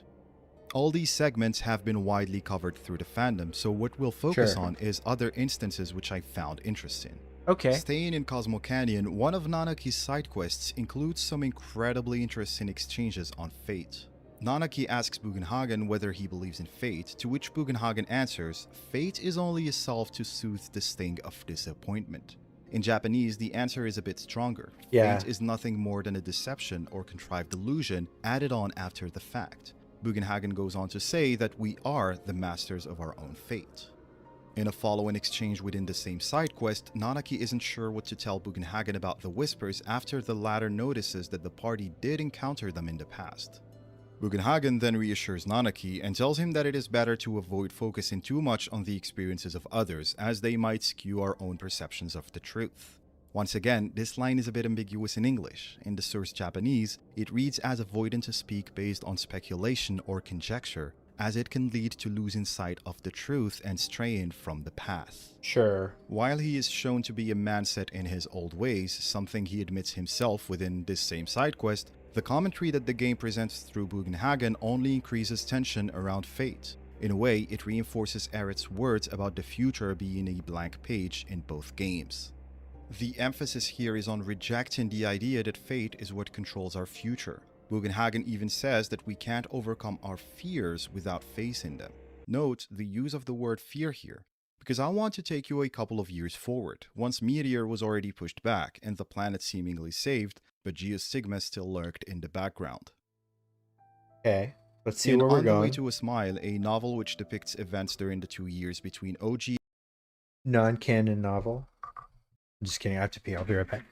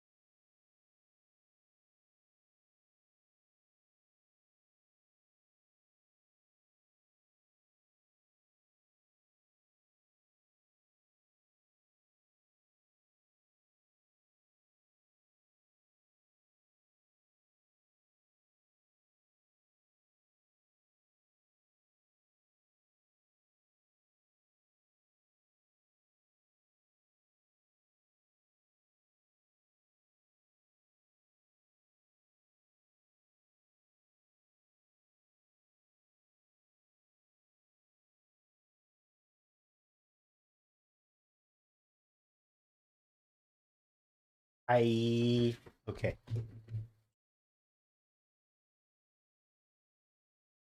FF7 and Advent Children, we follow the journey of each one of the characters, including Nanaki. Nanaki decides to travel the planet, but while doing so, he keeps feeling the darkness inside of him, a darkness that he calls Gilligan, in order to make sure he remembers it. Due to the relationship of his species to the planet, Nanaki is able somewhat to look inward and dig towards this darkness. The answers as to why this darkness is inside of him elude him, but at the end of his journey, we witness an incredible exchange between him and Vincent. Okay. Vincent tells Nanaki that Gilligan came from the far future, a future that Nanaki is unconsciously afraid of and that it knows everything about him. When he closed his eyes and dug further, Nanaki imagined himself running up the high grounds that overlooked a green Midgar with the presence of humans. Because his species lives for so long, Nanaki shows concern by mentioning that there was no one he knew, realizing that it is his fear of being lonely. Vincent then replied that Nanaki might not necessarily be alone, and that he might even have cubs, which is what we see portrayed in the 500-year flash forward depicted Sure. in both OGFF7 and the sequel movie, Advent Children. This exchange is a great micro-example of Nanaki overcoming unconscious fear by looking inwards, and that what matters the most is our attitude towards events unfolding, rather than whether they're dictated as something we call fate.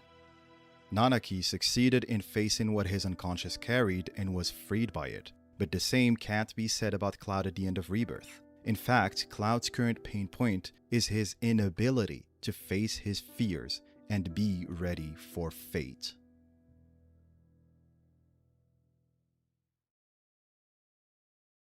The fascinating thing about Cloud's relationship with fate is that on the surface he seems to have the right idea. Going back to the same Nanaki side quest in Cosmo Canyon, Bugenhagen asks Cloud whether he agrees with the idea that we are masters of our own lives. Cloud agrees, but with little interest in the subject. We see him adopt a similar attitude towards fate in his conversation with Nanaki about the knowledge of the future that the latter and Aerith had in Midgar, as well as her being in danger. Nanaki shows concern about the Whispers taking that knowledge, but Cloud answers that there is no point wondering about fate if we can't change it. This paints a picture of Cloud's disengagement from the idea of fate. Except, fate is a far more important factor in Cloud's journey than he realizes. It is arguably the biggest orchestrator of his current downfall portrayed in the trilogy. The fate that Cloud seems to not care about is manifesting externally in front of us and leading him by the nose while he refuses to address it. Sure. And that happens through his obsession with Sephiroth. Cloud's anger and determination to find Sephiroth is what really triggers the events that almost lead to the planet's destruction in the original story, with him realizing that he was summoned all along rather than chasing Sephiroth himself. And in FF7 Remake, we see that weaponized again, with Cloud blindly following the Black Whispers whenever he sees Sephiroth inside of them. Sure. The new Gongaga segment in particular is a great example. The presence of the weapons doesn't really present a threat to the party or the planet as it stands, quite the opposite. And while the initial intention is only to check what is happening, the events end up being highly orchestrated by the Black Whispers, enforcing the fate that Sephiroth wills, leading to Cloud almost killing Tifa. Ironically, Cloud's intuition that this might be a setup was true, just probably not in the way he thought. But of course, this wasn't the first defining moment in Cloud's struggle against fate. The most impactful encounter was obviously at the edge of the expressway, when the party was about to leave Midgar. If we put aside the debate on how consequential the actions of the party were and strip this sequence down to pure symbolism, there are many other layers as to why this portion led to what is now called the Unknown Journey. The first one is obviously the party leaving Midgar and venturing into a world that is much bigger and diverse than what they were experiencing. The second is commentary on us, the players embarking on a new FF7 journey, one which doesn't give us guarantees yet on how it will end.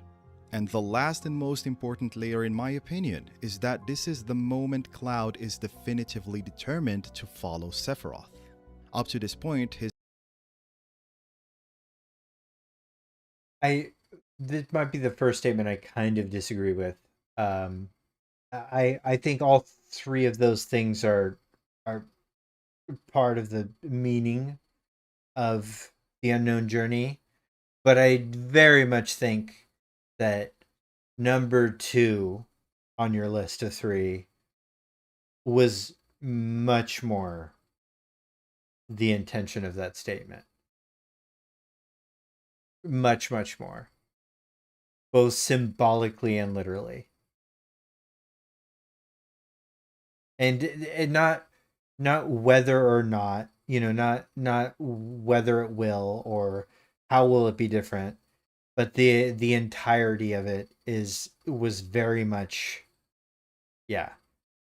His attitude towards Sephiroth looked more like curiosity on his case as to whether he's still alive rather than anything else. But after the events at the expressway, Cloud becomes totally convinced that Sephiroth is alive. The Destiny's Crossroads moment emphasizes both the party entering the portal and the impact following Sephiroth will have on them and the planet. It marks the day that Cloud's new obsession with Sephiroth was born, leading to him following shadows, in a journey that Sephiroth suggests is just Cloud's fate. Another example of the threat that fate poses to Cloud is shown at the end of Rebirth. When he wakes up from his short coma, Cloud is suddenly able to guess the direction of the Forgotten Capital and Aerith's whereabouts, and it is heavily implied that he does so thanks to the Black Whispers. The party does see the Whispers at times, but this is one of the instances where they visibly don't, leading to Cloud having to hide the help of the Whispers in making him guess, by saying, "Sometimes you just know." Yeah. This series of events initiated by the Black Whispers here, once again, leads to Cloud almost killing Aerith, thankfully resisting the influence to do so. In fact, the name of this first main quest once Cloud wakes up is quote-unquote guided by fate, Right. a not-so-subtle reference. Once we zoom out of these scenes and try to understand them again on a symbolic level, the picture that the game paints about Cloud is one, disengagement towards the idea of fate, but also two, an extreme vulnerability to it. This is in stark contrast to other characters like Aerith, who has a strong stance against fate controlling them, rejecting the idea that there is something out there which controls the future. Sure. Of course, as fans who know the story of the original game, we also know that Cloud's unconscious literally encompasses many key repressed emotions and memories, but what Remake showed us was already enough. There were hints about the death of his mother, and a sudden appearance of a character whose very existence wasn't even recognized once we started the game. The moment Cloud's new resolve becomes driven by his obsession to follow Sephiroth coincides with the moment where the repressed memory of Zack slowly starts resurfacing, almost as if the unconscious recognizes how disconnected Cloud's ego has become from his self, and starts sending messages. That's fantastic When we framing. tie this back to Jung's warning about ignoring our unconscious, it explains the way the story uses the contrast in attitude towards fate to emphasize the importance of looking inward in its face. The inability to listen to one's heart is something that Cloud is notoriously known for, but I feel that we haven't even emphasized it enough here. On the surface, his current attitude towards arising challenges of all nature is to display confidence in every situation and to build a wall that shields him from vulnerability. The moments we finally see him starting to show some sort of introspection are the ones where his current beliefs are challenged, such as when he remembers Zack or when he thinks that he is going through cellular degradation. His guilt for almost killing Tifa also shows an example of that. In fact, this is the role that seemingly the game is giving Tifa for now, and particularly in Rebirth. For various reasons that I'm sure you all know, her attempts to help Cloud do not come through directly challenging the wrong persona he built or his version of events regarding Nibelheim, but rather through facilitating his introspection and giving him space to figure things out on his own. This isn't to say that Tifa has the answer either or is aware of the full truth, because Sure. we know she isn't, but it speaks to the approach that the game preaches towards Cloud's healing process. Still, the challenge is that in each one of these situations, Cloud's introspection is not enough. We do see him slowly regain repressed memories, which should indicate the beginning of an individuation process, leading to Cloud bridging the gap between his ego and self, Right. but for every step forward, we see him take 2 steps back. On a side note, we have to keep in mind that Cloud's character isn't possibly just a good analogy of the process of individuation from a general perspective, but that he also shows signs of actual psychiatric disorders. Jung viewed schizophrenia, for example, as just a normal conscious confronted with an unusually strong unconscious, or a case of the patient's conscious being too weak to begin with. But for the sake of this video, we're only applying these concepts to Cloud from a general perspective, not assuming whether he has or doesn't have a specific disorder. Good call. Never do that. While the jury is still out on the real meaning of the contradicting events at the end of Rebirth, the symbolism is also incredibly strong here. The game shows a literal rift between the reality that Cloud experiences and what everyone else sees. This conveys that the gap between his persona and self is bigger than ever, and it's quite easy to understand why. Assuming that the game's portrayal of the party's reaction to the events means that Aerith is effectively dead, what the end of Rebirth did is add one big repressed event to Cloud's unconscious: the blood, the water burial, and the grief. As fellow YouTuber Subtext brilliantly pointed out, the game literally omits these scenes from its credits, which increasingly looks like another parallel with the concept of repressed memories piling up inside the unconscious. The new gap between the perception of Cloud and that of his friends doesn't only speak to the unaddressed memory and emotions now buried inside of him, it also implies that Cloud's current persona has been further reinforced. A gap which was initially quote-unquote just an ex-soldier versus a regular Shinra trooper has now evolved to the persona of an ex-soldier who has been able to save Aerith versus a regular Shinra trooper who stood powerless. Cloud's journey so far is a representation of an individual with a fragmented personality who, precisely because he won't look inward, is increasingly steered by the very fate he dismisses. And this leads us to explore a potential way out from this nightmare for Cloud. If we were to offer a solution within the game's universe, rooted in Jungian psychology, it would probably be the act of listening to one's heart and to the planet that the game preaches. Or in other words, the subjective dream work that Carl Jung speaks about. Okay. That the perspective function of dreams is sometimes greatly superior to the combinations we can consciously foresee is not surprising, since a dream results from the fusion of subliminal elements and is thus a combination of all the perceptions, thoughts, and feelings which consciousness has not registered because that's of their how we feeble get 4K. accentuation. In addition, dreams can rely on subliminal memory traces that are no longer able to influence consciousness effectively. It's like frame generation. As we said at the start, the Rebirth dream worlds are still highly mysterious to us. They have been described as parts of a multiverse, as manifestations of people's hopes, dreams, and memories in the livestream, and everything in between.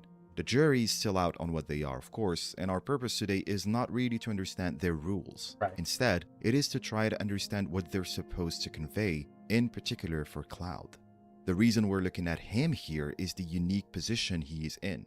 The main protagonist, whose individual arc is central to the FF7 story, who suffers from a growing self versus ego split, and who showed signs of experiencing these worlds in his sleep, or at least traveling to them. And where we will start is with a concept that is key to both dreams and the game: memories. Memories are at the center of the FF7 universe lore. The livestream is defined as a collection of memories of everything that has ever lived, flowing through the planet and giving way to new life through what is essentially reincarnation. Memories are important to us here because it is the first element that we're able to recognize in the confusing dream worlds in Final Fantasy VII Rebirth. What we know about these worlds is extremely limited, but we have seen events within them which are somewhat familiar to other events that we might remember. Memories being prominent in these dream worlds is why a lot of Zack's scenes seem familiar without us being able to make sense of them. The clearest one is probably Zack's last stand, which leads to him being alive in this new Terrier world. Sure. This is seemingly one of Zack's memories, with a different outcome than what we remember as OG players. In fact, if you assume that a dream takes a genuine memory up to a specific point in time and adds a twist to it, then the creation of a dream world can be essentially seen as altering memories at specific times. This sounds familiar to how the Terrier world came to be through altering Zack's fate and how his choices impact the story, but we'll get to that later. Technically, the first version of events of The Last Stand we're shown is that Zack survived some encounter, because we're not supposed to know what really happened at this point. But as his story progresses, a new pattern will emerge as we start getting variations of the same memory. Zack is faced with three choices: looking for a cure for Cloud, stopping Biggs from blowing up the reactor, and helping Aerith. It is unclear what it really means for him to do the latter, as we do see the first choices on screen but not really the third one. What stands out in those two choices is the initial Last Stand memory being repeated, Zack meeting a whole platoon of Shinra troopers. When he goes to save Cloud, we see this happening, but the setting is also somewhat familiar. It's hard to pinpoint at first, but looking closer allows us to see that there is another memory being used here, one where Zack was not present, but Cloud was. We see Zack on the same bike as Cloud, the Daytona, despite being on the basic one before entering the Shinra building supposedly. Right. The cutscene then proceeds to show a sequence that is extremely reminiscent of Cloud's from the end of Remake. Right. What this scene starts putting forward is the idea that these memories of Zack and Cloud, at least for now, are being overlaid on top of each other. Sure. We also see this in the path where Zack tries to stop Biggs from blowing up the reactor, as it ends once again with a variation of the Last Stand memory, with Zack meeting the Shinra troopers. Before that happens, another possible fragment shows up. As Zack holds his hand out to help, we get a shot from Biggs' point of view that looks extremely similar to one from Cloud's memories in Crisis Core, while he was reminiscing about Zack after his death. Another instance I would like to go over has much more to do with Zack himself than Cloud, actually. When Rebirth starts, we see Zack walk into Midgar, spotting Aerith being taken by Shinra and deciding to go save her. The battle sequence which follows has great visual similarities with another memory from his Last Stand, a follow-up to the one we saw earlier. Only, the tone of the scene is dramatically more positive this time around. In the ending of Crisis Core, Zack is barely moving. These and are very unable to cool swing the Buster connections. Sword. We see helicopters flying around and a few Shinra troopers who end up killing a weak Zack. In Rebirth, however, Zack looks extremely strong to the point where he literally swings a pole and hits the chopper with it. Right. This is a first example of the compensatory function of dreams that Jung talks about. What this dream is possibly showing is a stark contrast to what we know really happened, which makes it closer to a repressed desire rather than the actual memory. There are many other similarities with past events in FF7 Remake or Crisis Core, which we can't go over in detail, but the idea is the same throughout. These segments highlight two things. First, material for us to potentially apply Jung's subjective dream work, and more importantly, what looks like an overlap between memories that are relevant to Zack and Cloud, be it ones which they might share, or ones that each of them has experienced individually. This last point is crucial and, dare I say, not surprising, because as we know from the original story, Cloud's current persona is partially modeled around that of Zack. If we go back to how the unconscious communicates, this paints the picture of messages being sent, possibly through the livestream, in the form of these dreams. Mind you, we are not assuming the dreams are strictly within Cloud's mind. This would be us falling into the trap of trying to figure out mechanics, while we've established that what we're looking for is the meaning and purpose of these worlds, under the assumption that Cloud experiences them in his sleep, which we do have some evidence for. So the questions we're asking are not where or how is this happening. Sadly, it's a little inconsistent because sometimes we see it when, you know, like Aerith dips her hand in the live stream. So there is unfortunately an inconsistent mechanism of revelation that connects us. But, you know, that's what we should expect from the live stream as a mechanism. Rather, considering the overlap between Cloud and Zack's persona, and the overlap of memories that we're witnessing, what is the point of these dreams and what messages are they conveying? And this, my friends, is where we really start to reap the rewards of almost every piece of knowledge about Jungian psychology that we went through. This is where we find a possible application of the collective unconscious as an influence which Nojima spoke about, and this is where we dive into the archetypes.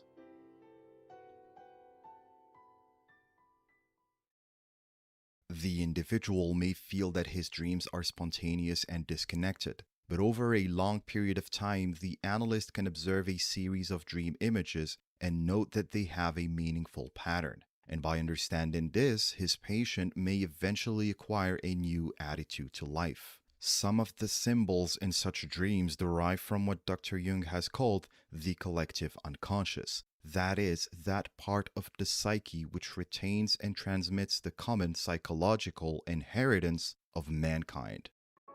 Okay. Something strange happens once Cloud gives the black materia to Sephiroth at the Temple of the Ancients, in both versions of the story. In the original, Cloud sees all white, wonders what his last memory is, whether everything is a dream, and shows a fear of waking up and realizing everything was a dream. What follows this is the exchange with Aerith in the Sleeping Forest, which, as we said before, he later references as Aerith's word reaching him in his dreams. In Rebirth, this sequence has been dramatically extended with the addition of Cloud's date with Aerith and many Zack segments, which at face value look like just parts of other worlds that are totally disconnected from the main continuity of events. But remember, under the Jungian lens, those dreams could be telling a specific story. In fact, I would like to zoom in on one of the questions that Cloud asks at this moment in time in the original, one we just quoted. My last memory is when. The song that plays during the segment is called Who Am I? It plays at other key moments, notably the livestream sequence, and seems to be tightly linked to his identity crisis, moments where his mind questions everything. Note how the emphasis in Cloud's words here is being put on memories, which brings us back to the fragmented memories being conveyed in the dream worlds that we referenced in the previous section. A simple way to think about our interpretation here is to put the weird dream sequence that we see in chapter 14 of Rebirth against the questions being asked by Cloud's mind at this point. When is my last memory, and who am I? In other words, what are the memories that Cloud can trust as genuine and his own? Yeah. The first pattern we can easily spot is obviously Zack's last stand. We see him encounter the Shinra troopers on 2 different occasions. If we apply the Jungian logic of a repressed memory being sent by the unconscious, the possible message conveyed here is the inevitability of Zack's fate. In fact, Zack himself puts the emphasis on fate, but as you might notice, the plot device used to convey that grip of fate, aka the whispers, does not appear here. This strips the scene down to... I don't actually agree that that's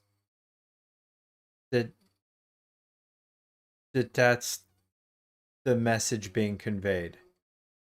I agree that symbolic connection is being made between these memories and drawing attention to the fact that there is a link between Cloud's psyche and Zack's. But I do think that this is not sending a message that Zack's fate is fixed. I think it's sending a message that there is tension once again around fate, as you said. I think pretty adequately. I think this is more just the developers and authors having a conversation with the audience about the symbolism of fate, not necessarily sending a message about it. With symbolic meaning, a possible invitation to accept a past fate rather than enforce a future one, as the Whispers usually do. The fate being discussed here being what really happened to Zack, which again we know is a major repressed memory inside Cloud's unconscious. Definitely. In more concrete terms, we can understand this repetition as the symbol used in these dreams to trigger memories of Zack and his fate. When zooming out and looking at these worlds holistically, Zack's character also seems to play a specific role, and this is where we come across our first collective unconscious archetype, the hero. Zack is portrayed in an extremely positive light, with his determination and strength on display as we said earlier. Both of these qualities are prominent in the typical hero symbol. One of the messages that Zack carries is hope and not giving up no matter how doomed the narrative looks. During various moments, we also see Zack challenge the powerlessness that seems to have taken over everyone Sure. in front of the threat that the rift poses to the world. While the nature of the rift is debatable and something we've talked about during Cloud's segment, if we take a step back and reapply the symbolism lens, major parallels can be found between the doom that this rift brought to the Terrier world and the one that Meteor eventually brings to the actual world. The hero archetype embodied by Zack then becomes extremely crucial, possibly serving as a platform for the role that Cloud will have to play in the face of the danger that will loom over the planet. This is a possible instance of the collective unconscious planting ideas in Cloud's psyche through the hero archetype. 100%. And to do so, it uses the image of a character he looked up to himself, to the point of modeling his fake persona around him. But this message of hope is not only useful to Cloud in the future, it is just as crucial in the present time. Cloud's sense of self is weakening as the story. I would just argue that, the Zack that's operating in this space is legitimately Zack, right? It is not it is Zack in a way that Cloud alone is probably not able to imagine him. I don't think Cloud has enough memory cognition or context of Zack being able to, like, I don't know, accept the fact that Aerith has taken an interest in Cloud. I don't think that's how Cloud pictures Zack. I think that's Zack. I think that's the real Zack in there acting. I do think that there's some sauce here as to how Zack's, we'll call it consciousness, is acting within this space, and the amount of this shared space that is within Cloud is significant enough to make this conversation valid. Goes. And to compensate for that, Zack's immaculate confidence and sense of self are used to balance the equation. The other layer of the same connection is the symbolism of Zack's legacy itself, literally carrying Cloud through his journey in Midgar, both physically in the Terrier world and spiritually in Cloud's conscious journey. But I don't believe it stopped there, because Zack appearing next to Cloud in a space which Sephiroth is trying to invade is the perfect analogy for the Zack persona carrying Cloud as it stands. Sure. The final battle in the original makes this a point, as in Cloud is finally able to beat the Sephiroth inside of him. But what it shows in parallel to that is that Cloud does not need anyone anymore to do so. Right. In the present time, and as long as he hasn't reclaimed his true self, Cloud still needs many of Zack's positive traits to carry on. Right. The last possible symbolism of Zack's arc in Rebirth is a bit more direct.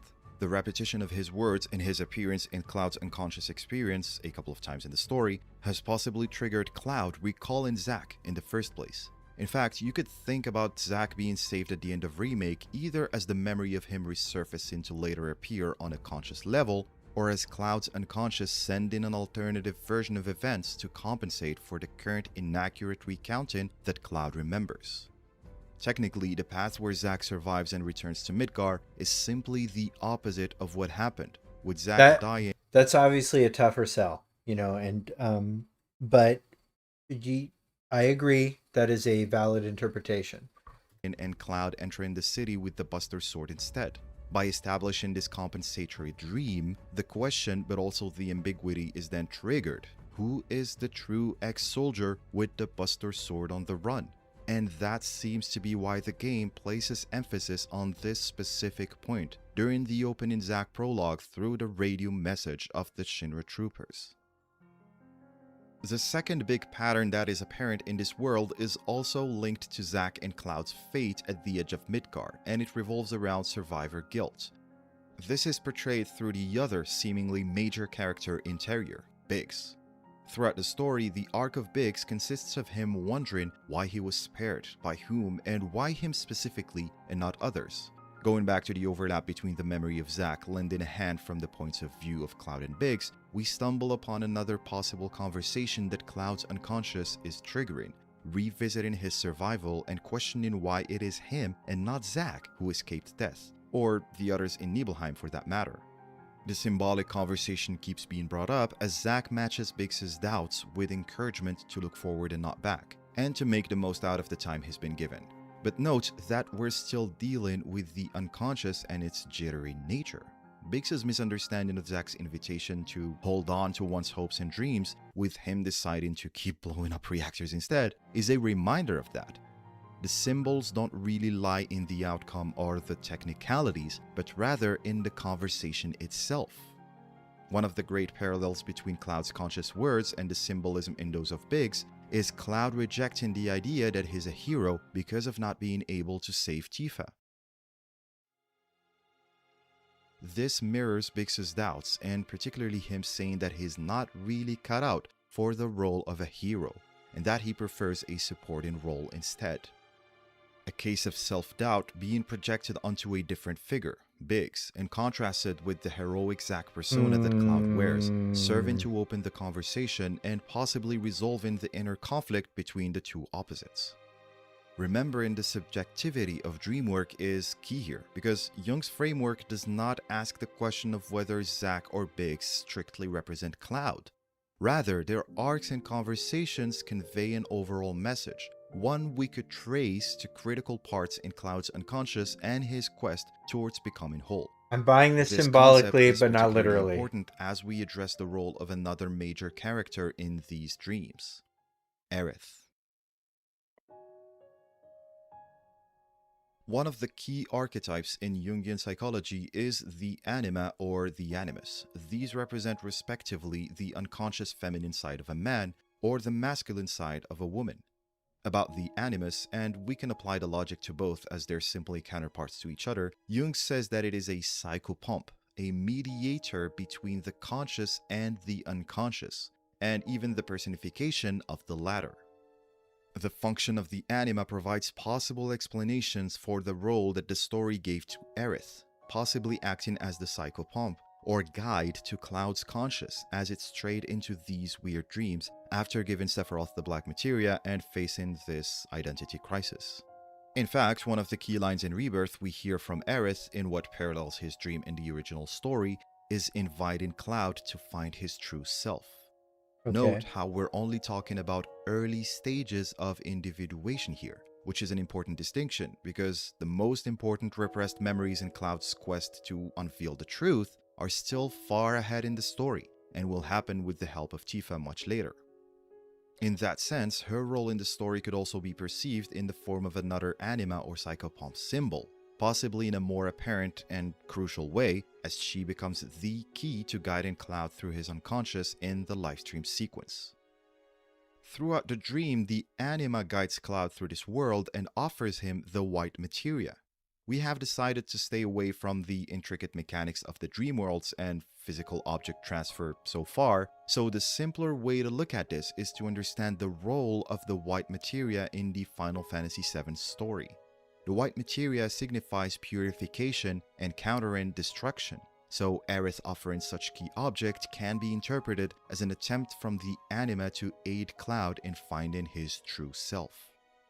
And speaking of true self, we can also consider it as one of the main archetypes that appear in this dream. But before we carry on, I would like to offer a specific way of looking at this series of dreams in Rebirth. See, I kept looking at them for months from all sorts of different angles, and as is apparent here, I was able to spot some possible patterns and symbols, the relevance of which will depend on how intentional they are in the story. But something still eluded me, and that is how the sequences themselves connect to each other to form the overall message carried through the dreams. And I Fair was enough, only able that's- to answer this once I did two things. One, reverting to the central question, who am I? And two, looking at the sequence of dreams as a conversation taking place to answer that question. And the mechanism that allows us to pursue this assumption is the confusion between Zack and Cloud's personas, which has been apparent throughout the fragments of each one of the two that we found inside the dream worlds. To start, there is one detail which looks very intentional by the game once again, the Buster Sword. And the reason I say intentional is that Cloud specifically does not have it in this dream, but goes back to having it as soon as he leaves via the church opening that Aerith sends him through. when we see Sure. him open his eyes Yeah, after what he that's just very experienced, intentional. or the dream he just had. And to Sure. further establish the connection, Zack does have his Buster Sword throughout, which makes perfect sense considering that only one of the two can come back to Midgar with the Buster Sword based on the events we've seen so far. The one moment Zack loses his sword is also when he exits the Pug world, mirroring Cloud retrieving the sword in a similar event. A Buster Sword-less Cloud might seem trivial at first, but considering the importance of memories, Cloud not having the Buster Sword serves to challenge those memories he currently clings to. The Buster Sword could be a possible anchor of Cloud's current persona and his days as a soldier, so him not having it gets us one step closer towards Cloud's real, non-soldier self. And this detail is not the only one feeding into the soldier complex inside of Cloud in my opinion, as there are other symbols that are possibly used. The first one is obviously just his behavior during the dream, acting much more relaxed and friendly than he did so far in the story, in what is a, you guessed it, compensation for his current soldier persona.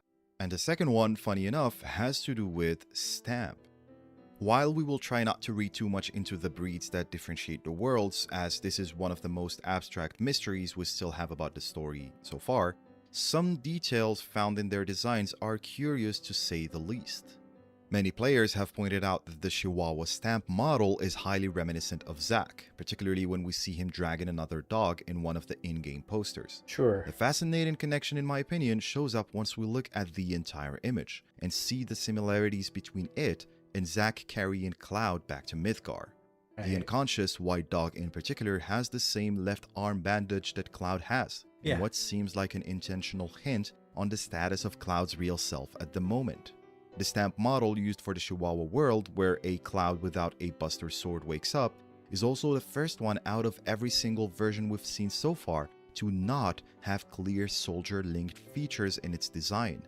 It can be argued that the Chihuahua collar here implies urban camouflage, which isn't entirely detached from the military/soldier symbolism, but at the very least we are a step below the obvious connections in the other Stamp models. Of course, let's keep in mind, these could be just visual tributes, but under the Jungian lens we're using... And in fairness, the Beagle version of that poster also has, somebody being held. So I agree though that there's definitely a symbolism between the carried stamp. Symbols that are reminiscent of characters or versions of them are certainly helpful. Now, on the sequentiality of these dreams and Cloud's identity crisis at that moment, it is important to remember where this happens in the story. The major event that led here is Cloud giving the black materia to Sephiroth. The reliability of these visions is still debatable, of course, considering Cloud literally does have the black materia after it all unfolds, but the importance of the moment lies in Cloud giving in to Sephiroth's will, in the most apparent instance of him abandoning his true self yet. What follows then could be interpreted as an introspection journey of a consciousness possibly stuck between two personas and trying to figure out the right choice. Sure. We can think about this as the ego about to break and the unconscious taking over to send messages that help the psyche come to the right conclusion, using fragments of dreams, hopes, questions, collective unconscious archetypes, and memories, particularly repressed ones. But let's be careful. We're not saying that this is the only meaning behind these dreams or that it's even clearly intended by the writers. We're arguing that this is a possible interpretation based on Jungian psychology. Zack's worlds branch out into different scenarios based on the conclusion of previous ones. This much is clear, but the intricacy of this sequence is that the switch between Cloud and Zack's worlds could also be a series of iterations. We start with Zack's first choice, choosing to go help Cloud, which then leads us to finding what is the closest to the real Cloud, without the Buster Sword and entering his body. The dialogue within the next segment again puts the emphasis on the right choice and the notion of us being able to make a choice to begin with. It implies that we might not be able to, and we see ourselves sent one step back to the decision branch we were facing, especially after the emphasis on the fractured reality we were in. Sure. We saw Cloud in a fragment of Zack's memories, the Sector 5 date, and we proceed to see the opposite, with Zack in a fragment of Cloud's memories and the escape from the Shinra building.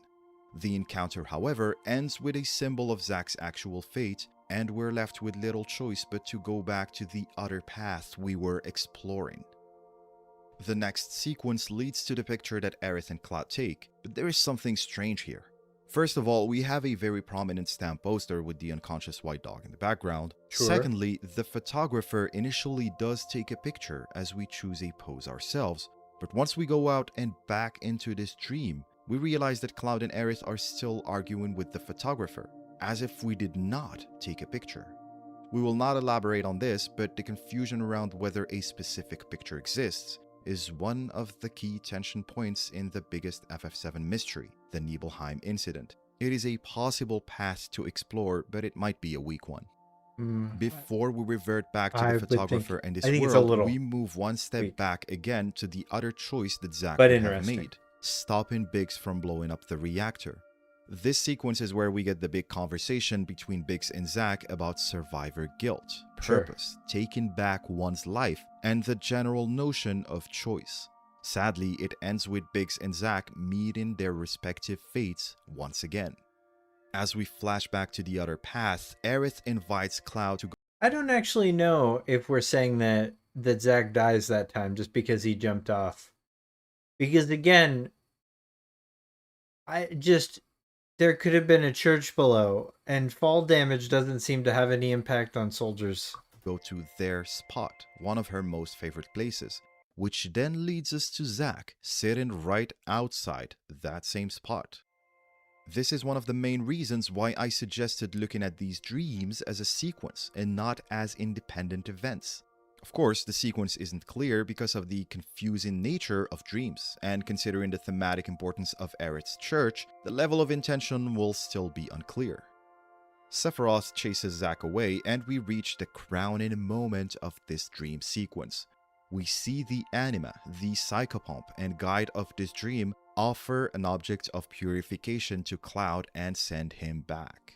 We will not go over the other sequences that Cloud goes through, as the nature of the space they take place in becomes a bit different, but we spoke about the process of individuation, and what we've covered so far is only the role of the unconscious and of the dreams in triggering it.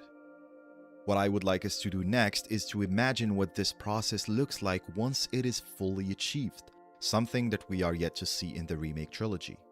If we need a good display of the culmination of the process of individuation, then look no further than the livestream sequence from the original game, a segment where we see fragments of Cloud come in together into one whole version of himself. 100%. Yeah.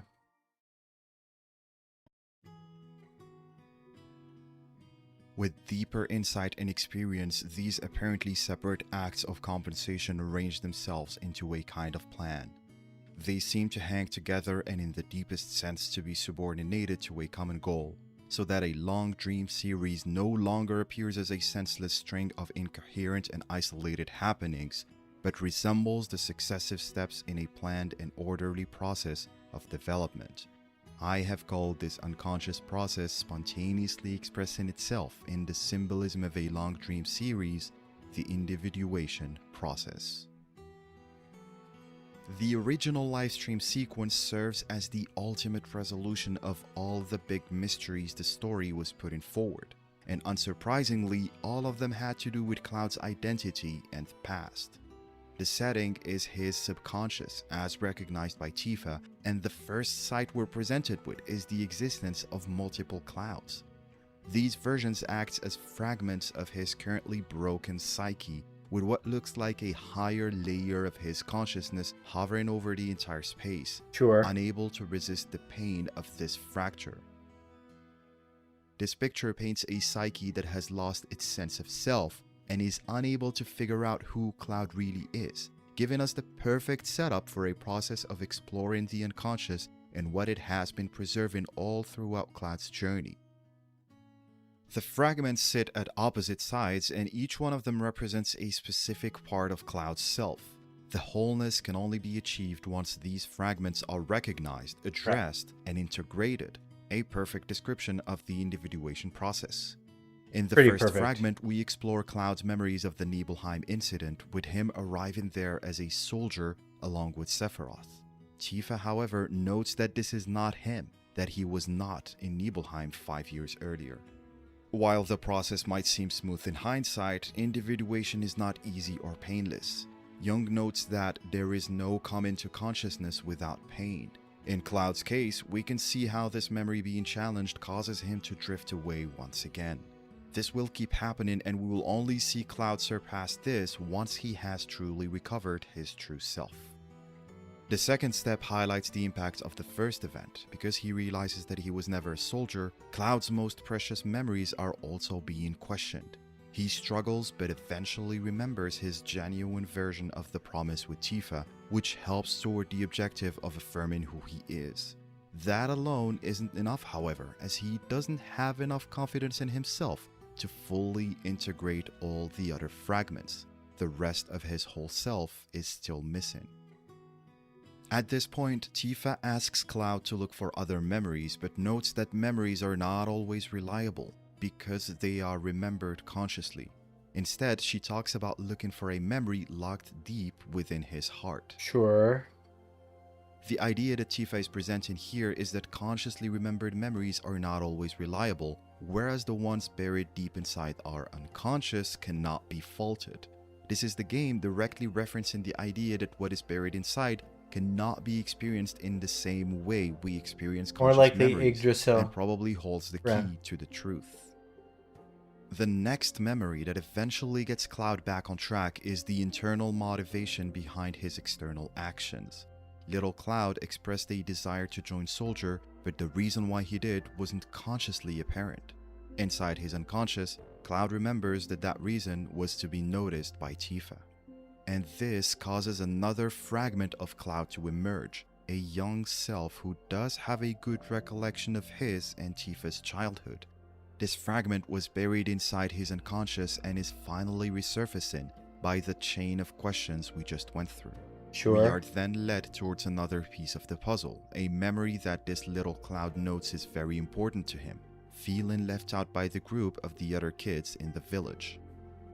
Cloud mentions thinking that the other kids were not cool, but realizes that it is him who was acting awkwardly, symbolizing the beginning of a complex inside of him. He recalls starting to think that he was different from anyone else, and that is when a shadow emerges from inside the lost Cloud that has been looking for himself.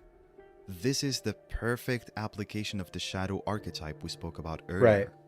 Cloud's weakness was initially buried within. After developing what looked like a new persona, he repressed this insecurity, and only through diving inside his unconscious and progressively looking through fragments of his memories was he. So before we get to the end, and you may address this later, but I do want to just say that, individuation really functions well, and I think everything that you've said really functions well within the existing live stream sequence, which I do still think will be in the game in Revelation pretty concretely. And I think it will look more akin to what we saw in Chapter 9 of Rebirth, right? Like kind of the, this is the live stream that we're looking at. The distinction between the way that looks and even like the way that, weird Odin Nibelheim looked in Ever Crisis, and the interlude segments with Zack and Aerith and Biggs and Cloud, I think that distinction between those is mechanically important. And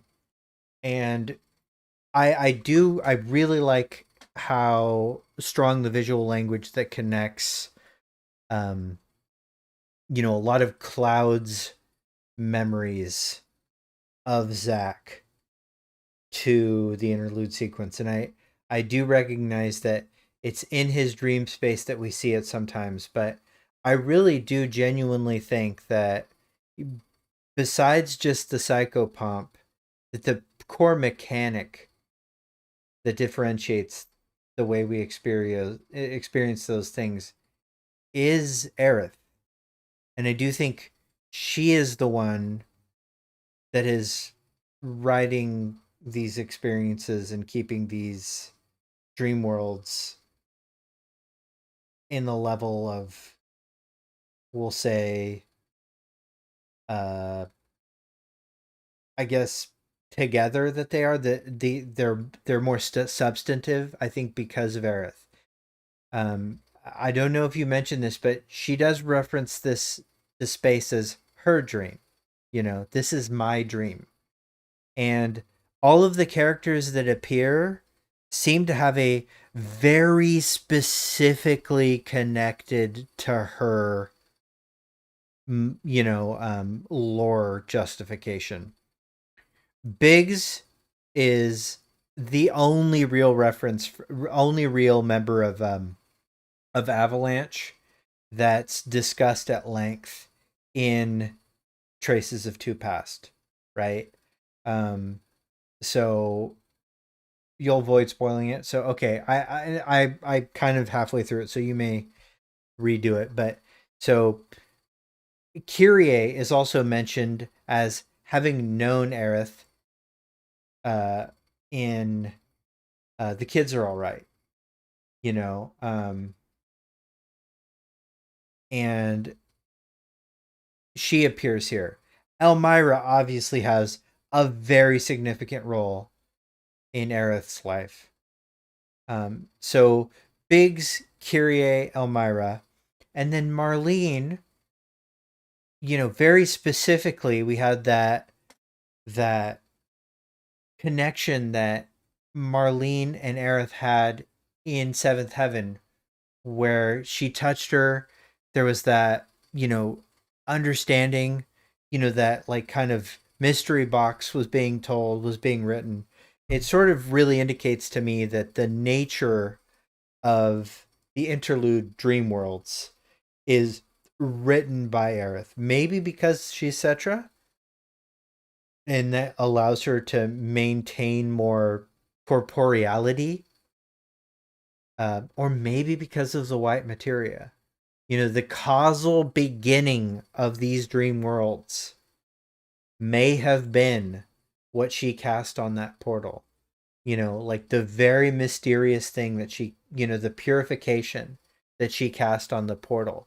The worlds were split when Sephiroth did that at the edge of the highway, and the purification, as we talk about, like the opposite of destruction, of the white materia. I still think that that's what we're looking at, and that is, no matter how you slice it, divergent from the way the OG told this story, and intentionally so, but in a way that I feel still falls under the adaptation moniker more than anything.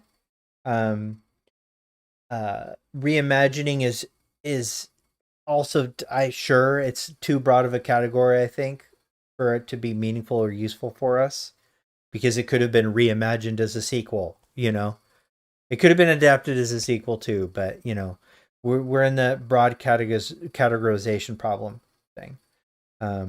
But so I do think that where it feels like you might be saying what's happening in the interlude world is happening in Cloud's mind, I think it's in Cloud's personal unconscious's connection with the collective unconscious that Aerith as a Cetra is working. That the White Whispers, guided by Aerith, the pure Cetra, the souls of the Cetra, are working to maintain Cloud as the linchpin in this moment of fate, are working. So let's see if you get there. Able to bring forward this shadow inside of him and confront it. He ends up realizing that his shadow, everything he thought he was not, a weak, insecure child, is precisely what he was. What came next is a flashback to another genuine memory, which this time Cloud remembers, but Tifa doesn't. This is in fact one of the big changes of the remake trilogy, because after Tifa's experience in Gongaga, she already realizes that Cloud did come after her in Mount Nebel, and that unlike she was told, he was there to help her rather than being the reason. I think his Mako poisoning gives him a unique position. He has access to live stream in real time, but he doesn't understand master it yet. Yes, and I think it might be more than Mako poisoning. I think it may be Aerith has put him in this unique position. Because she has enough foresight to know that this is what he needs in this moment to propel him to this moment to get where he needs to get. And I don't think that necessarily will equate to her fate changing, but I wouldn't be surprised. I still would not be surprised if, the thousands of children dying of geostigma is somehow prevented by this. And she fell from the bridge. We see a representation of Cloud, his shadow, and Tifa reconciling the truth with their memory and realizing what really happened. This again shows us directly the unaddressed shadow that was formed inside of Cloud. He blamed himself for Tifa falling from the bridge, became angry at his weaknesses, and built this perception that Tifa blamed him. As life went on, his belief in this narrative grew stronger and led to a bigger divide between his perception and reality. This complex was also the reason behind many of Cloud's actions. The weakness turned into a motivation, pushing Cloud to become like Sephiroth, thinking that if he was as strong as him, Tifa would finally notice him.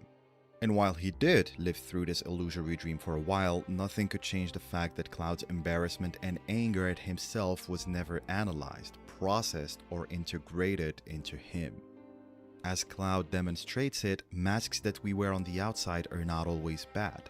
They can be mechanisms of survival. Sure. In Cloud's case, the soldier and Zack Case in persona point. allowed Yeah. him to be strong enough in the face of the collapse of his sense of self after Zack's death. But the thing is, repressed emotions inevitably resurface and control us in ways that we don't recognize consciously. It sometimes manifests externally as what we call fate, but we only frame it as such because of the unresolved conflicts inside of us. This chain of events leads to another positive step in Cloud's individuation, with his shadow now integrated into his consciousness. He becomes aware of the insecurity and is a bit more ready to figure out the truth and look for his real self. And the conclusion is arguably the biggest and most precious moment of the entire Final Fantasy VII story. The climax of Cloud's entire arc. Him remembering that Zack was the soldier who came with Sephiroth 5 years earlier, leading to him splitting out from the Zack persona he was wearing and proceeding to find the memories of his true self. The Shinra trooper who was in the Nibelheim incident, and who killed Sephiroth with his own hands. The real Cloud. Yeah, And as you buddy. might have guessed, this is where we get the clearest Jungian reference yet. After integrating the major repressed events in his mind, we see literal fragments of Cloud merging into a whole, fully integrated and fully individuated version of himself. Note how we're not only talking about his real memories, but also the illusions he lived, which I will say this about repressed memories. This is unrelated to this story. Obviously, there's repressed memories in Cloud, but it's a story. Repressed memories as a psychological mechanism is very dubious. Very dubious. It is, and it's unfalsifiable, and it's very scientifically dubious.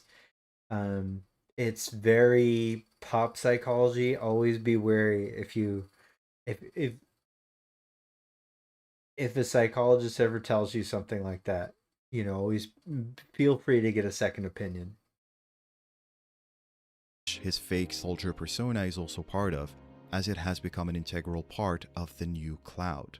The version of him that represents what Cloud could have become, and the one he eventually became. The transformation takes place at that moment when in dreams or fantasies, themes appear whose source in consciousness cannot be shown. To the patient, it is nothing less than a revelation when from the hidden depths of the psyche, something arises to confront him. something strange that is not the I. He has gained access to the sources of psychic life, and this marks the beginning of the cure.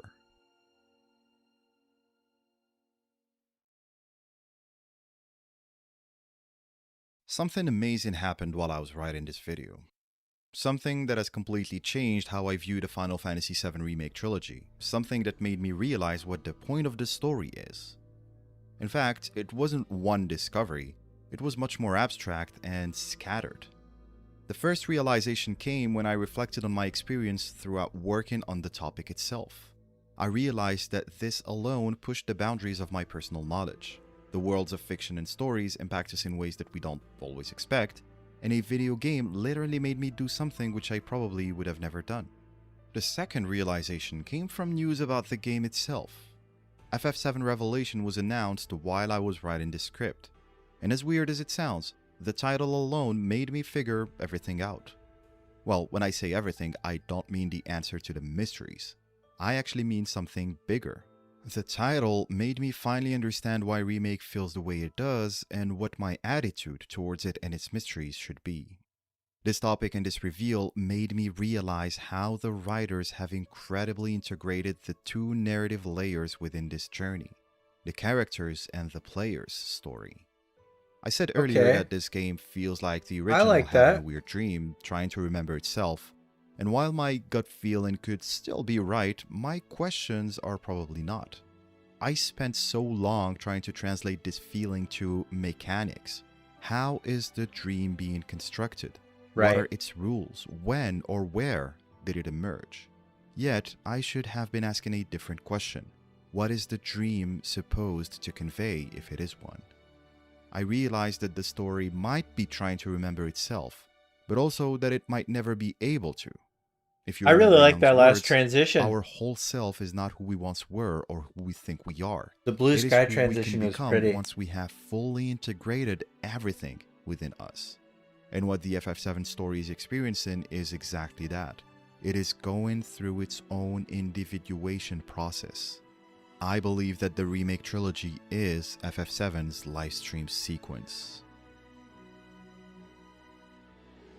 I, again, symbolically could not agree more. Like, that is a fantastic way of saying that, you know, the identity of Final Fantasy VII is being individuated. It was a fluke, worked out. Is being individuated fantastically. And yeah, I love that. Fantastic. Nomura spoke in the past about the dream worlds representing distorted perceptions of Final Fantasy VII within the minds of those who have played the original. And I didn't realize it at the time, but he was also talking about fragments and misremembered memories buried in our unconscious. Yeah. In fact, think about I the think bald he bar. was also talking about something more than that. Yeah. I think Sebi. he was referring He's to talking to how Sebi. we have built an FF7 persona inside of our mind over the past 30 years. Sure. The reasons might differ, but we all did it. We fragmented the perception of Final Fantasy VII. So as Cloud dives into his unconscious to reunite his own fragments and find his true self, so do we as players, and this also means questioning the biggest beliefs we currently have, what we think FF7 is. And this resistance is what has clouded our journey. Until we let our guard down, we will probably not see the truth. Throughout the FF7 Revelation announcements, the game directors kept emphasizing the importance of this word, the truth. A truth is being kept from players, and it will finally be revealed in the third game. They went as far as saying that the original story itself had unresolved mysteries, and these words alone were enough for me to realize that every question I was asking was wrong. What are the whispers? Why are we seeing visions of the OG? Can fate be defied? What are the dream worlds? Will Advent Children follow remake? Is this a sequel? Every single one of these questions is only possible as long as my FF7 OG persona stands. The remake trilogy might just be a remake or a sequel. It might be a reimagining of a segment that takes place within the original story. I don't know which it is, but the last few days liberated me from the need to know. Nice. The remake trilogy Nice. is striving to be bigger than all of that. It wants to be FF7 more than the original. It wants to reunite all of our divergent perceptions into Agreed. one truth. The finalist, ultimate fanciest, FF7. sevenist. And to be honest, I don't know if I'm ready to accept this new freedom yet. And until I experience the end of the journey, I will probably still obsess over the mysteries and be in right. What I do know is that I am now Fair aware enough, buddy. of what I finally need to accept. The words of Hamaguchi have succeeded in making me let my guard down by telling me that none of what I knew or predicted is true, and that the FF7 remake ending is what the writers will decide it is. And at the end, I realized how beautiful and strong that is, and how the writers have managed to make this story feel bigger than what it is.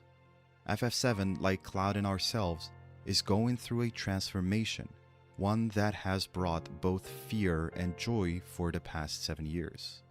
So until we see it through, let us embrace whatever it brings. Yes. 10 video. It's your best video by far. 10. Everybody needs to watch this video. When Zach dies again, I hope he's watching this video on his way out. We'll send this to Max. I will personally send this to Max. Say that he could absolutely react to this on stream. It's a great video. Yeah, I don't. You just explored the topic, and I think that's always one. That's a safe thing to do, is explore topics, and because I think that's the heart of.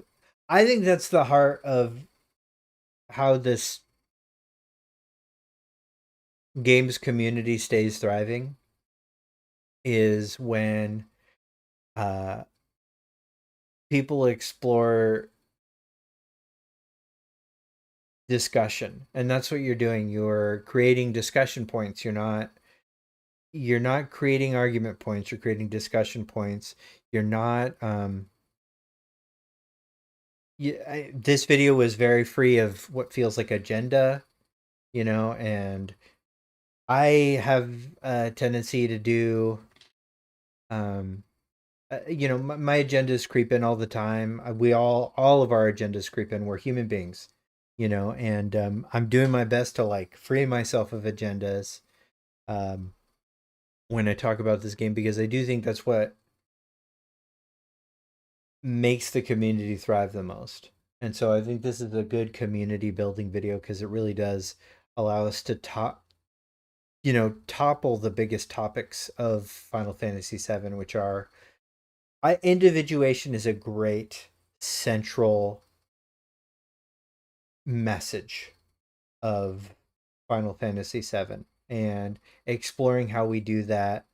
And it does have clear suggestions. Like, there is clear messaging on how one thrives as an individual, and it's ironically through shedding a lot of archetypes, and it recognizes that archetypes are a way that we make meaning, but not necessarily how we become a person, because they're too reductive. And I think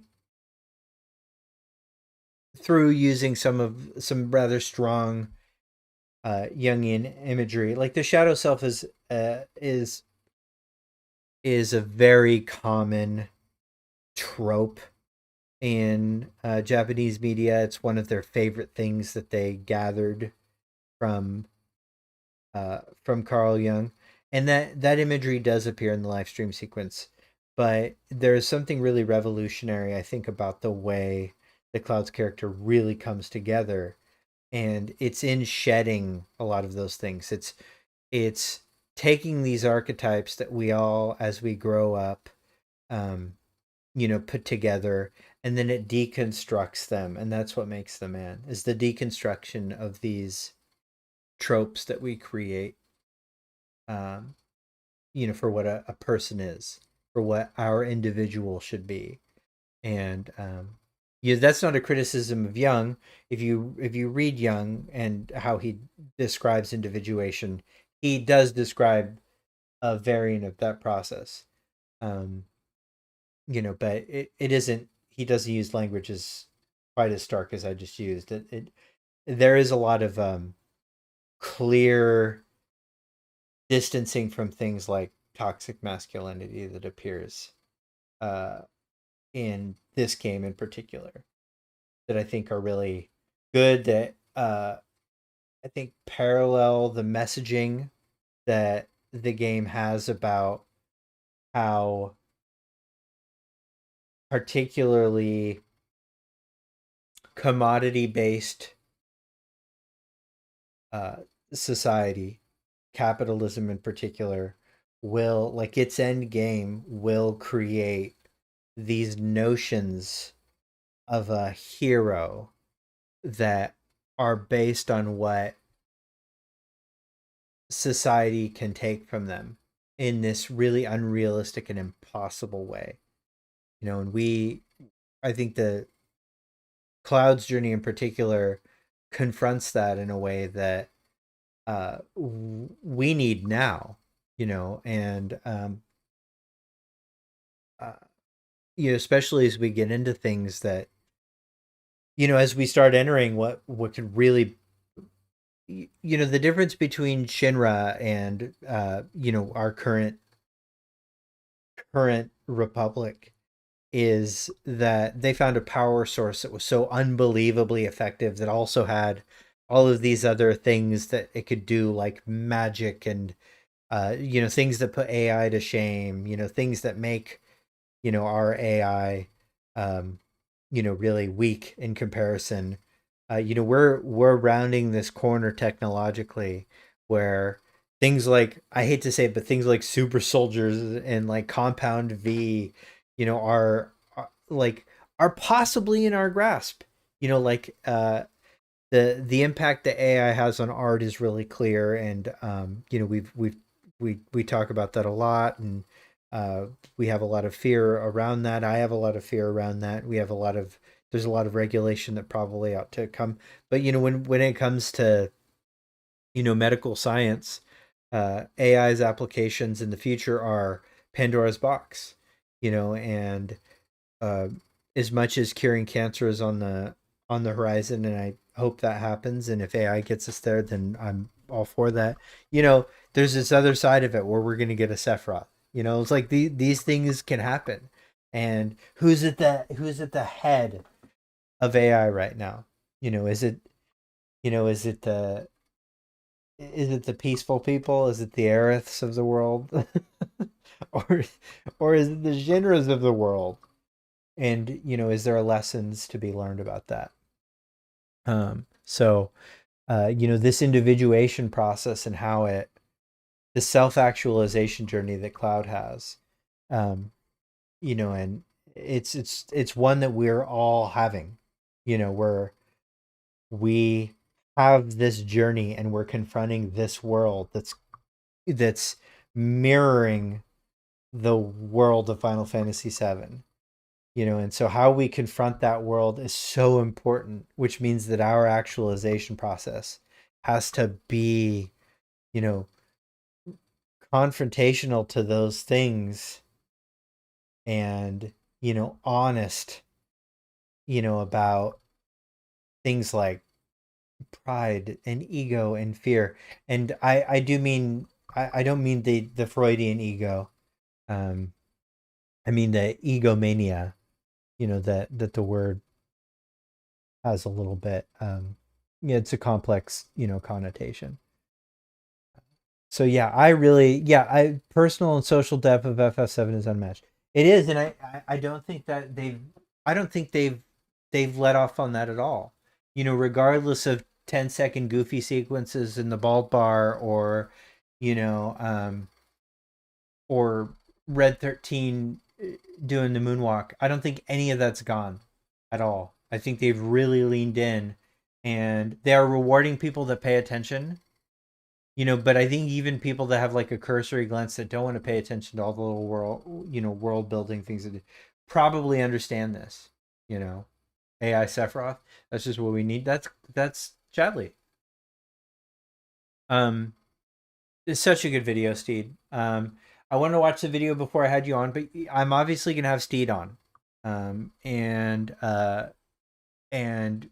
so I'll have Steed on, and I might have Steed on along with somebody that has a little, maybe a very contrary take to Steed, and then I can kind of bridge the gap in between them. But I'll make sure that everybody's good, and I'll try and get that going soon this week. We'll check everybody's schedule, of course. So there's probably going to be a stream between here and Thursday, but Thursday is my fixed, Doctor Wife playing more of the Final Fantasy VII trilogy day, and so look forward to that.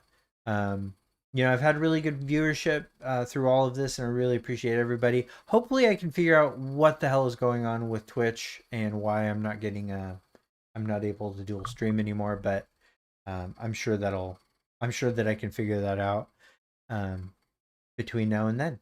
So, anyways, thank you guys very much. You guys are great.